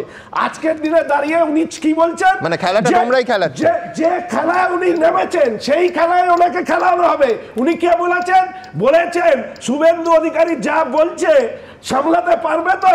আমি আপনাকে এই অন ক্যামেরা বলছি, ক্ষমতা থাকলে শুভেন্দু অধিকারীকে এক চুল হাত দিয়ে দেখো। সবকা মালিক এক হ্যায়, দিদি মোদি ফেক হ্যায়। মালিক হলো আরএসএস, আর দিদি ভাই, মোদি ভাই বা শুভেন্দু অধিকারী সব ছোট্ট ঘটনা, সাজানো ঘটনা। মোহন বাগবাদ দুদিন আগে এসে আরএসএসকে শুধু ট্রেনিং দেয়নি, তৃণমূলকেও ট্রেনিং দিয়ে গেছে যে কীভাবে মেরুকরণটা বজায় রাখতে হবে। যোগেশচন্দ্র চৌধুরী কলেজে সরস্বতী পুজোর চাঁদা কে চুরি করবে তাই নিয়ে গোষ্ঠীদ্বন্দ্ব, বিজেপিটা ধর্মীয় রং দিয়ে দিল। মধ্য কলকাতা সিটি কলেজে আবার ওই তৃণমূলের বিধায়কের বিরুদ্ধে ছাত্ররা অভিযোগ করলো যে উনি টাকা নয় ছয় করছেন, বিজেপি একটা শব্দ খরচ করলো না। আবার বিজেপির যেখানে স্ট্রং হোল্ড আছে সেখানে তৃণমূল কয়েকটা জায়গায় এই সরস্বতী পুজোয় বাধা দিয়ে আরও বিজেপিকে মাইলেজ দিতে সাহায্য করলো। আপনি যেটা বলছিলেন সুমন দা, সফট হিন্দুত্ব দিয়ে কিন্তু কেজরিওয়াল টের পেয়েছে হারে হারে যে তার পরিণতি কি হয়। তার আগে কংগ্রেসও টের পেয়েছে। দিদিভাই দিদিভাই টের পাবে কিনা আমি জানি না। 34 বছরের বামফ্রন্টের লালাতঙ্ক তৃণমূল বিজেপিকে তাড়া করে আমি জানি, কিন্তু বিসর্জন, দুর্গাপূজার মহরম একসাথে হয়েছে। তৃণমূলের জমানায় বিসর্জনের জন্য মহরম বন্ধ হয়েছে বা উল্টোটা হয়েছে। সেটাই তো বিশ্বনাথ চক্রবর্তী বলছেন যে তোমরা এই আবহে আরো মার্জিনালাইজড হয়ে যাচ্ছ। এই পয়েন্টেই আসছি। আরজি করের মুভমেন্ট বিচারের দাবিতে কোনো ধর্ম বর্ণ ছিল না। তৃণমূল তাই নো হায়ার হয়ে গেছিল, বিজেপিকে খুঁজে পাওয়া যায়নি। তখনই আরএসএসকে নামিয়েছে, আবার তৃণমূল বিজেপিকে কি করে ব্যাক করতে হবে তার জন্য বিধানসভাটাকে ব্যবহার করেছে। বাজেট অধিবেশন চলছে বিধানসভায়, 7 লক্ষ কোটি টাকা মাথার উপর ঋণ, একটা শব্দ খরচ করেনি। 40 লক্ষ পরিযায়ী শ্রমিক, একটা শব্দ খরচা করেনি। চাকরি চুরি হচ্ছে বেকার যুবকের, একটা শব্দ খরচা হয়নি। 26,000 শিক্ষকের চাকরি কি হবে তাই নিয়ে কোনো আলোচনা নেই বিধানসভার ভেতর। এখন ধর্ম নিয়ে, এর আগে দেখি যে বিধানসভায় দুই পক্ষ, ও বলছে তুই চোর, ও বলছে তুই চোর, আর আমরা বলছি দুটোই চোরে চোরে মাছ তুলে দেবো, দুটোই চোর। কুম্ভ নিয়ে বিজেপিকে আক্রমণ, গঙ্গাসাগরের আয়োজনে ভূয়সী প্রশংসা, কৌশলে কি তৃণমূলের পাশেই দাঁড়ালেন প্রদেশ কংগ্রেস সভাপতি শুভঙ্কর সরকার। মহাকুম্ভের কয়েকদিন যাওয়ার পর আমার মনে হয়েছে মহাকুম্ভটা পুরো মাত্রায় রাজ্য সরকার ফেল করে গিয়েছে যোগী আদিত্যনাথ। মহাকুম্ভের আয়োজনে খামতির অভিযোগ তুলে উত্তরপ্রদেশের যোগী সরকারকে আক্রমণ করতে গিয়ে তাৎপর্যপূর্ণভাবে বাংলা তৃণমূল সরকারের উদ্যোগে আয়োজিত গঙ্গাসাগর মেলার প্রশস্তি শোনা গেল প্রদেশ কংগ্রেস সভাপতি শুভঙ্কর সরকারের গলায়। আমি নিজে গঙ্গাসাগরে গেছিলাম, সেখানে যে ব্যবস্থা ছিল আমার মনে হয়েছিল সরকার যথেষ্ট তৎপর। মমতা বন্দ্যোপাধ্যায় কংগ্রেসে থাকাকালীন তার কট্টর বিরোধী, মমতা বন্দ্যোপাধ্যায় তৃণমূল তৈরির পর থেকে তার কঠোর সমালোচক অধীর চৌধুরীকে সরিয়ে শুভঙ্কর সরকারকে প্রদেশ কংগ্রেস সভাপতি করেছে কংগ্রেস হাইকমান্ড। সেই শুভঙ্কর সরকারের মুখেই এবার শোনা গেল তৃণমূল সরকারের উদ্যোগে আয়োজিত গঙ্গাসাগর মেলার প্রশস্তি। আমরা মনে করি সব তীর্থ বারবার, গঙ্গা তীর্থ মানে আমাদের গঙ্গাসাগর একবার। আমি নিজে গঙ্গাসাগরে গেছিলাম, সেখানে যে ব্যবস্থা ছিল আমার মনে হয়েছিল সরকার যথেষ্ট তৎপর। আমি মনে করেছিলাম আমরা বিরোধিতা করলেও, অনেক জিনিস রাজ্য সরকার খারাপ করলেও, গঙ্গাসাগরের যে পুরো ম্যানেজমেন্ট ব্যবস্থাটা সেটা একটু বৈজ্ঞানিক পদ্ধতি, একটু আধুনিকতার বিষয় সহকারে ছিল। মমতা বন্দ্যোপাধ্যায় লাগাতার কংগ্রেসের থেকে দূরত্ব তৈরি করে চলেছেন। কংগ্রেসের সমালোচনা করা হচ্ছে, ইন্ডিয়া জোটে শরিক হয়েও কংগ্রেসকে আক্রমণ করছেন তৃণমূলের নেতা সাংসদরা। আর উল্টো দিকে প্রদেশ কংগ্রেস সভাপতি শুভঙ্কর সরকার কি তৃণমূলকে নরম বার্তা দিতে চাইছেন? একটা এমএলএ হতে চায়, ও একটা এমএলএ হতে চায় মমতা ব্যানার্জির পার্টির ঠ্যাং ধরে। ওরা এমএলএ হতে চায় 2-4টে সিট যদি হয়। উনি বলতে পারবেন কোন মেলার প্রশংসা করবেন আর কোন মেলায় উনি ডুব দেবেন, উনি ঠিক করুন। ধর্ম এখন পুরোদস্তুর রাজনীতির অঙ্গ। ধর্মকে নিয়ে যে যেভাবে পাচ্ছে ডিভিডেন্ড তুলতে মরিয়া। কে বলেছে আমি আমার ধর্মকে শ্রদ্ধা করব না? ধর্ম যার যার আপনার, উৎসব কিন্তু সবার। লাইনে এসে গেছেন আপনি, সুন্দর লাইনে এসে গেছেন। বছর ঘুরলেই বিধানসভা নির্বাচন, কিন্তু উন্নয়নের কথা দূরে সরিয়ে এখন বিজেপি তৃণমূলের মুখে শুধুই ধর্ম, যার সূচনা হয়েছে এবছর বিভিন্ন শিক্ষা প্রতিষ্ঠানে সরস্বতী পুজো ঘিরে বেনজির ছবিগুলো থেকে। কোথাও পুলিশের পাহারায় করতে হয়েছে পুজো, কোথাও নামাতে হয়েছে র্যাব, যার প্রতিবাদে গত সোমবার বিধানসভায় সরব হয় বিজেপি। মুলতবি প্রস্তাব আনেন বিজেপি বিধায়ক অগ্নিমিত্রা পাল। প্রস্তাব পাঠের অনুমতি দিলেও আলোচনার দাবি খারিজ করে দেন অধ্যক্ষ। তারপরই শুভেন্দু অধিকারী নেতৃত্বে বিক্ষোভ দেখাতে শুরু করেন বিজেপি বিধায়করা। অধ্যক্ষের চেয়ারের দিকে কাগজ ছোঁড়ার অভিযোগ ওঠে শুভেন্দু অধিকারীর বিরুদ্ধে। এরপর 30 দিনের জন্য বিরোধী দলনেতা সহ 4 জন বিজেপি বিধায়ককে সাসপেন্ড করেন অধ্যক্ষ। আমরা গর্বিত, হিন্দুদের জন্য বলতে গিয়ে সাসপেন্ড করেছে, যেহেতু বিধানসভা থেকে আমাকে অবৈধভাবে সাসপেন্ড করা হয়েছে। হিন্দুদের জন্য বলার জন্য, বাগদেবীর জন্য বলার জন্য। এই সরকার মোল্লাদের সরকার, এই সরকার মুসলমানদের সরকার।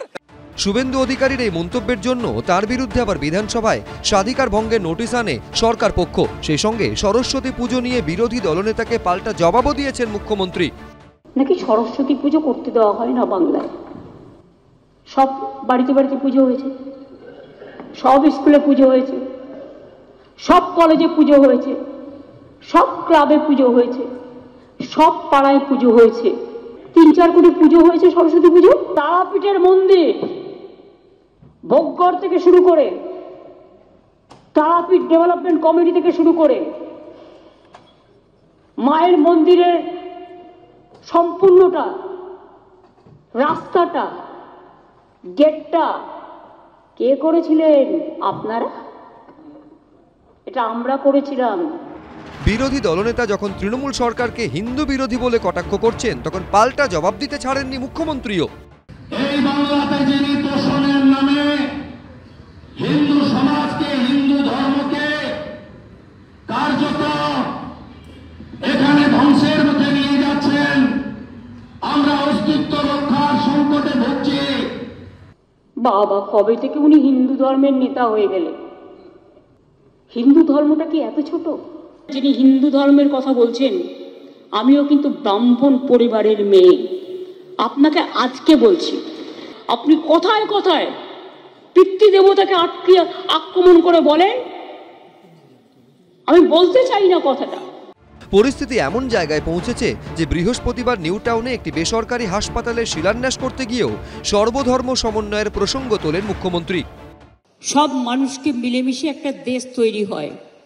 এই দেশে তো একটা রাজ্য নয়, কত রাজ্য, এক একটা রাজ্যের এক একটা ভাষা, এক একটা রাজ্যের এক একটা শিক্ষা, এক একটা রাজ্যের এক একটা খাওয়া দাওয়া, এক একটা রাজ্যের এক একটা culture. But we respect each and everybody. We respect all culture, and that's why unity in diversity is our tradition, it is our origin. যা খুশি বলে যাচ্ছেন 1 ঘন্টা 22 মিনিট। আমি ব্যানার্জি, আমি ব্রাহ্মণ, খুব ভালো লাগছে। হিন্দুদের কাছে যা আপনি কোশ্চেন মার্ক হয়ে গেছেন, আপনাকে যা বলতে হচ্ছে আমি হিন্দু, আপনাকে যা বলতে হচ্ছে আমি ব্যানার্জি পরিবার, আপনাকে যা বলতে হচ্ছে আমি শিব ঠাকুরের দিকে মাথা করে ঘুমাই। খুব ভালো লাগছে, খুব ভালো লাগছে। গত কয়েক বছর ধরে গোটা দেশে হিন্দু মুসলমানের রাজনীতি খুল্লাম খুল্লা চলছে, কোনো রাগ ঢাক না রেখে। এবার বাংলাতেও কি তা শুরু হয়ে গেল? আপনি কত বড় সাম্প্রদায়িক 2021-এ নন্দীগ্রামে গিয়ে দেখেছি। আপনাকে বারে বারে বলেছি, আমরা বিজেপি এমএলএরা মুসলিমদের ভোটে কেউ জিতিনি, আমরা হিন্দুদের ভোটে জিতেছি এবং জনজাতিরাও আমাদের ভোট দিয়েছে। এখানে বুদ্রাই টুডুরা আছে।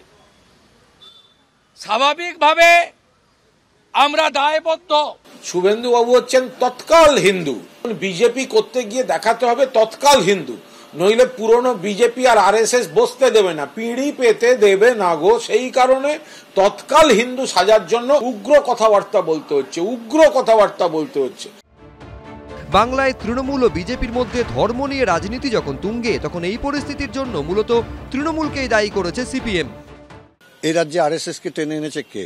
মৌলবাদীদের টেনে এনেছে কে?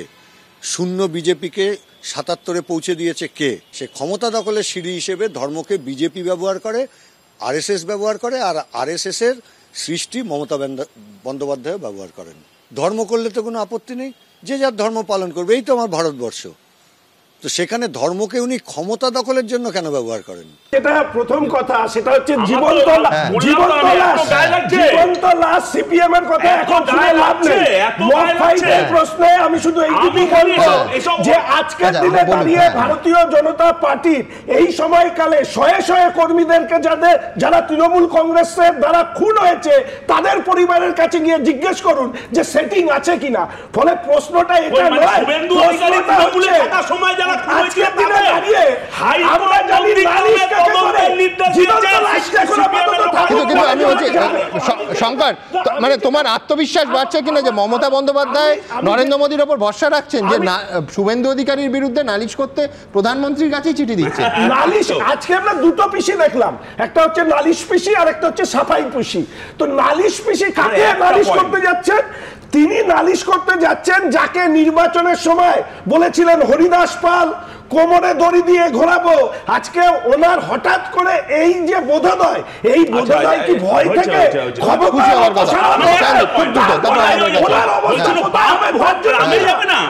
যদি ওই বিজেপিকে সামনে ফ্রন্টে এনে লড়াই করে বলেছে, আর 2014 সালে বিজেপির ভোটের কেন বসে থাকে?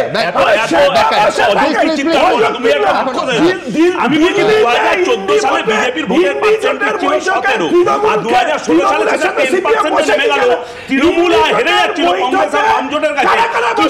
ধর্ম যেভাবে মানুষের মধ্যে ঢোকে, ডেভেলপমেন্ট কখনো সেভাবে ঢোকে না। এই জায়গার থেকে দাঁড়িয়ে বিজেপির কিন্তু এই গোটা লাইনটা হার্ড লাইন হচ্ছে, এবং সেটা শুধু এখানে নয়, আপনি উত্তরপ্রদেশে দেখুন, গোটা এই যে প্রয়াগকে যেভাবে বিজেপি তুলে ধরছে, আজকে শুধু উত্তরপ্রদেশের জন্য নয়, গোটা মানে পশ্চিমবঙ্গের ইলেকশনের ক্ষেত্রে প্রয়াগের যে পূর্ণকুম্ভ 144 বছর পরের এই যে বলা, বারবার করে বলা, অনেক ইয়ে সত্ত্বেও আমি বলেন তারপর বলবেন এইগুলো কিন্তু কাজ দিচ্ছে। আপনি দেখুন এটার ফলে কি হয়েছে। হিন্দুত্ব ইডিওলজি 1989 থেকে পালামপুর রেজলিউশনে বিজেপি নিয়ে এসেছিল, তারপরে ছিল, কিন্তু বিজেপি কখনো কখনো একবার হিন্দুত্ব, স্ট্রং হিন্দুত্ব নিচ্ছে, সফট হিন্দুত্ব নিচ্ছে। কিন্তু এই রাজ্যের আবহাওয়াটা অনেকটা আলাদা ছিল। মানে সেটা সায়নদীপদের 30 বছর 3 দশকের বেশি সময় ধরে ধর্ম আফিংনেশন বলার কারণে হোক, বা শঙ্করদের পূর্বাশ্রমে, শঙ্করের পূর্বাশ্রমে বলা, আমি জানি না, আবহাওয়াটা কিন্তু পাল্টাচ্ছে। সেই জায়গাতে আসতে চাইছি। আমার বক্তব্যটা বলিনি। এক তো ইমানসিপেটরি যে আইডিয়াস, তার ফল হয়েছে, মুক্তি দিতে পারে এই যে কমিউনিস্ট আইডিয়া সারা পৃথিবীতেই ফল হয়েছে, এখানেও তার ফল হয়েছে। সেটা কিন্তু সারা, যার জন্যই ফান্ডামেন্টালিজমের উদ্ভব ঘটেছে। কিন্তু এই উদ্ভবটা আপনি দেখুন ভালো করে, 2011-তে 4%, 2016-তে 14%, 2019-এ 40%, 2% কমেছে। ডিফারেন্স হয়ে গিয়ে দাঁড়িয়েছে 45 থেকে 50 মানে লক্ষ ভোটের। এই যে 7-8% ভোট, মমতা বন্দ্যোপাধ্যায় কিন্তু আমার দেখে মনে হচ্ছে উনি এই হিন্দু সাইকির যে জাগরণ ঘটছে এটা দেখে একটা আশঙ্কিত হচ্ছেন, তার মধ্যে একটা আশঙ্কা এসছে যাতে এটা কনসলিডেশন। আমি শুধু একটা কথা, আমি একটা মিনিট স্যার, আপনি হিন্দু জাগরণ, আমি শুধু একটা সাধারণ কথা বলি। আপনি মদন মিত্র সাহেবের কথা জানেন তো? হ্যাঁ, একজন বিধায়ক, প্রাক্তন মন্ত্রী বলছে এই রাজ্যের মন্ত্রিসভায় 10 কোটি 20 কোটি টাকার বিনিময়ে মন্ত্রী হওয়া যায়, আর সেই মন্ত্রী পরিষদের যিনি নেতা তিনি হচ্ছেন মুখ্যমন্ত্রী। সেই মুখ্যমন্ত্রীর প্রতি আপনার ঘেন্না তৈরি হবে কি হবে না? একজন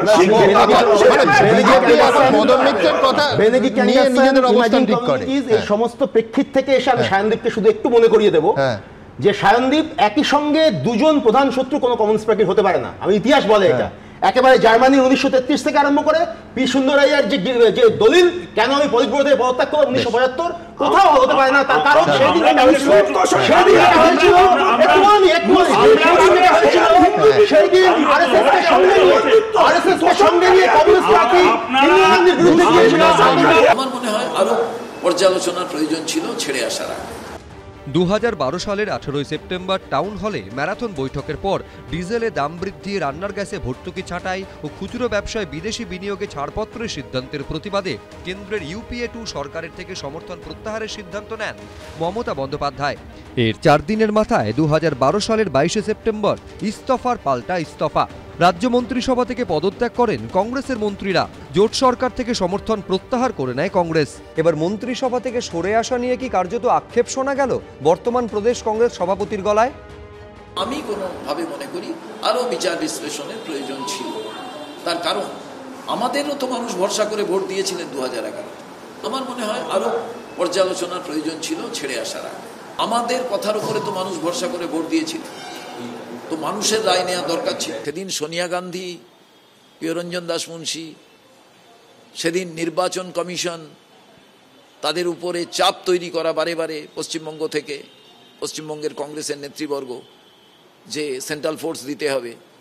যে অফিসারকে নিয়োগ করা হয়েছিল সেই প্রথম বাংলা দেখলো যে পোলিং স্টেশনের সামনে সেন্ট্রাল ফোর্স দাঁড়িয়ে আছে। বর্তমান প্রদেশ কংগ্রেস সভাপতিকে অধীর চৌধুরী পাল্টা মনে করিয়ে দিয়েছেন সেই সময়ে কিসের ভিত্তিতে কিভাবে মমতা বন্দ্যোপাধ্যায় সরকার থেকে সরে আসার সিদ্ধান্ত নেওয়া হয়েছিল। যে সভাপতি সে নিশ্চয়ই জানে একটা রাজ্য চলে কেন্দ্রের নির্দেশে, কেন্দ্রের মতামত না নিয়ে কোনো রাজ্য চলে না, আমরা কেন্দ্রের অধীন।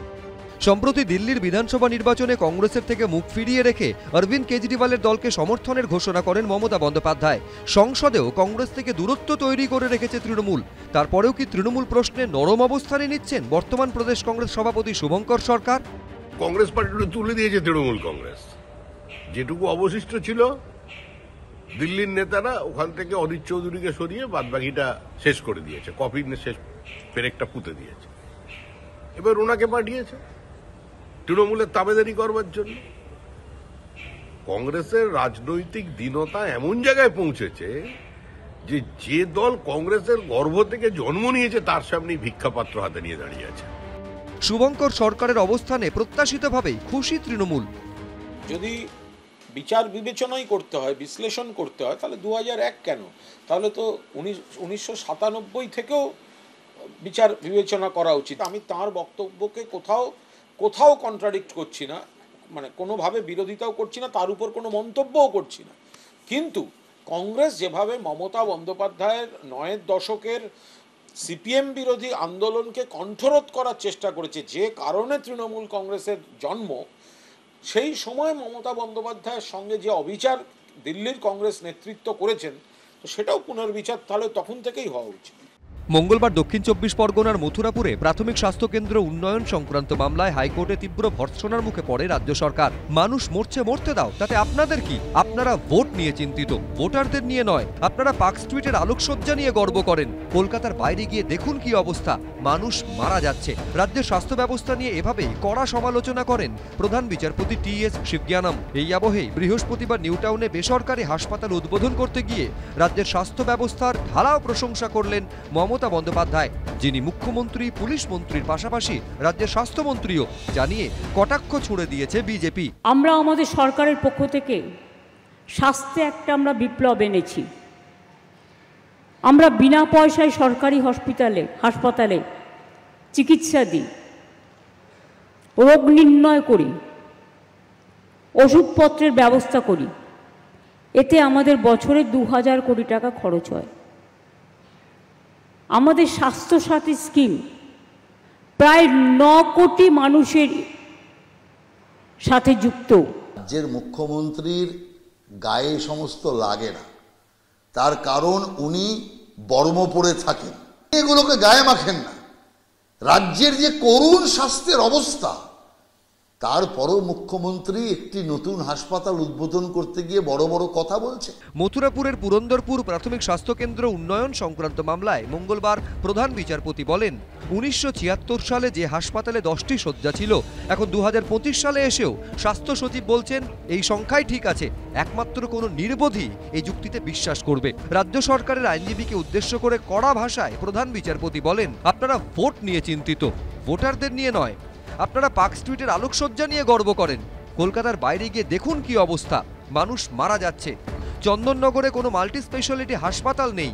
পুরুলিয়া, মুর্শিদাবাদে চলে যান, দেখবেন স্বাস্থ্য ব্যবস্থা কি অবস্থায় রয়েছে। রাজনৈতিক ইচ্ছে ছাড়া আমলারা কাজ করতে পারেন না, ভক্তি ছাড়া রথ টানা খুব মুশকিল। আপনাদের নিয়োগ সংক্রান্ত নীতি পরিবর্তন করতে হবে। মানুষই আপনাদের ক্ষমতায় বসিয়েছে, তাদেরকে কিছু ফিরিয়ে দেওয়ার দায়িত্ব আপনাদেরই। তিনি আরও বলেন, যারা আদিবাসী হিসেবে জন্মগ্রহণ করেছেন তাদের কি অধিকার নেই আধুনিক সমাজের সঙ্গে তাল মিলিয়ে নিজেদের উন্নত করার? আপনারা সুন্দরবনের মধুর জিআই ট্যাগ নিয়ে গর্ব করেন, সেটা সংগ্রহ করতে কত কষ্ট হয় জানেন? হয়তো মনে করেন যে এরা চলে গেলে মধুকে সংগ্রহ করবে। মঙ্গলবার দক্ষিণ 24 পরগনার মথুরাপুরের প্রাথমিক স্বাস্থ্যকেন্দ্র উন্নয়ন সংক্রান্ত মামলার শুনানির সময় কলকাতা হাইকোর্টের প্রধান বিচারপতি প্রশ্ন করেন, মানুষকে কেন করমণ্ডল এক্সপ্রেস ধরতে হয়? অর্থাৎ বাংলা থেকে চিকিৎসার জন্য কেন অসংখ্য রাজ্যবাসীকে দক্ষিণ ভারতে যেতে হয়? ঘুরিয়ে সেই প্রশ্নই তোলে কলকাতা হাইকোর্ট। দক্ষিণ ভারতগামী এই ট্রেনগুলি এমনিতেই বাঙালি রোগীতে ভর্তি থাকে। প্রতিদিন শালিমার থেকে অসংখ্য বাঙালি দক্ষিণমুখ হন শুধুমাত্র সুচিকিৎসার জন্য। কারুর গন্তব্য চেন্নাই, কারুর হায়দ্রাবাদ কিংবা কারুর বেঙ্গালুরু। উত্তর 24 পরগনার ইতিন্ডা থেকে 1700 কিলোমিটার দূরে চেন্নাইয়ে যাচ্ছেন ক্যান্সার আক্রান্ত অঙ্কুর আলী মণ্ডল। অ্যাপোলো হাসপাতালের চেন্নাই শাখায় চিকিৎসার জন্য যাচ্ছেন তিনি। যেটা মন লাগে ওই জন্য যাচ্ছি, ভালো লাগে, সেটা সবাই বুঝবে এবং জানে। এত ভালো, এখানে যদি ভালো হতো কেন বাইরে যাব। পশ্চিম বর্ধমানের অন্ডালের বাসিন্দা মনোজ বৈদ্য আবার যাচ্ছেন হায়দ্রাবাদ এলভি প্রসাদ আই ইনস্টিটিউটে চোখের চিকিৎসার জন্য। ট্রিটমেন্ট করাবার জন্য যেতে হচ্ছে, হ্যারাসমেন্ট করে যেতে হচ্ছে আমাকে। কলকাতায় বলতে কলকাতায় গেলে পরিষেবা ঠিক মতো নেই, আর মেশিনারি ব্যবস্থা ঠিক মতো নেই। দমদম পার্কের অশোক মুখোপাধ্যায়, কল্যাণীর প্রসেনজিৎ ঘোষ, অসীমা ঘোষরাও এ রাজ্যে চিকিৎসার ব্যবস্থার উপর ভরসা রাখতে না পেরে পাড়ি দিলেন সেই দক্ষিণ ভারতে। পেটের রোগের চিকিৎসার জন্য গন্তব্য হায়দ্রাবাদের এআইজি হাসপাতাল। ট্রিটমেন্ট ভালো নয়, ও ধরতেই পারে না ডাক্তারটা কিছু, বাধ্যই তো যায়। এটি ধরতেই পারে না ডাক্তার কি হয়েছে,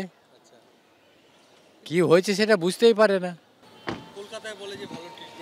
ট্রিটমেন্ট হয় এখন সেরকম খুঁজে আমি কত খুঁজবো। অসুস্থ বৃদ্ধ বাবাকে নিয়ে দক্ষিণ ভারতে পাড়ি দিচ্ছেন মুর্শিদাবাদে ডোমকলের বাসিন্দা সাইনুল ইসলামও। ট্রিটমেন্ট হয়েছে কিন্তু হয়তো বাড়ছেও না, কমছেও না,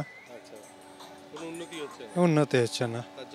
তার জন্য হয়তো হায়দ্রাবাদ, সেকেন্দ্রাবাদে ওখানে বড় হাসপাতাল আছে বলে পেটের, ওখানে নিয়ে যাচ্ছে।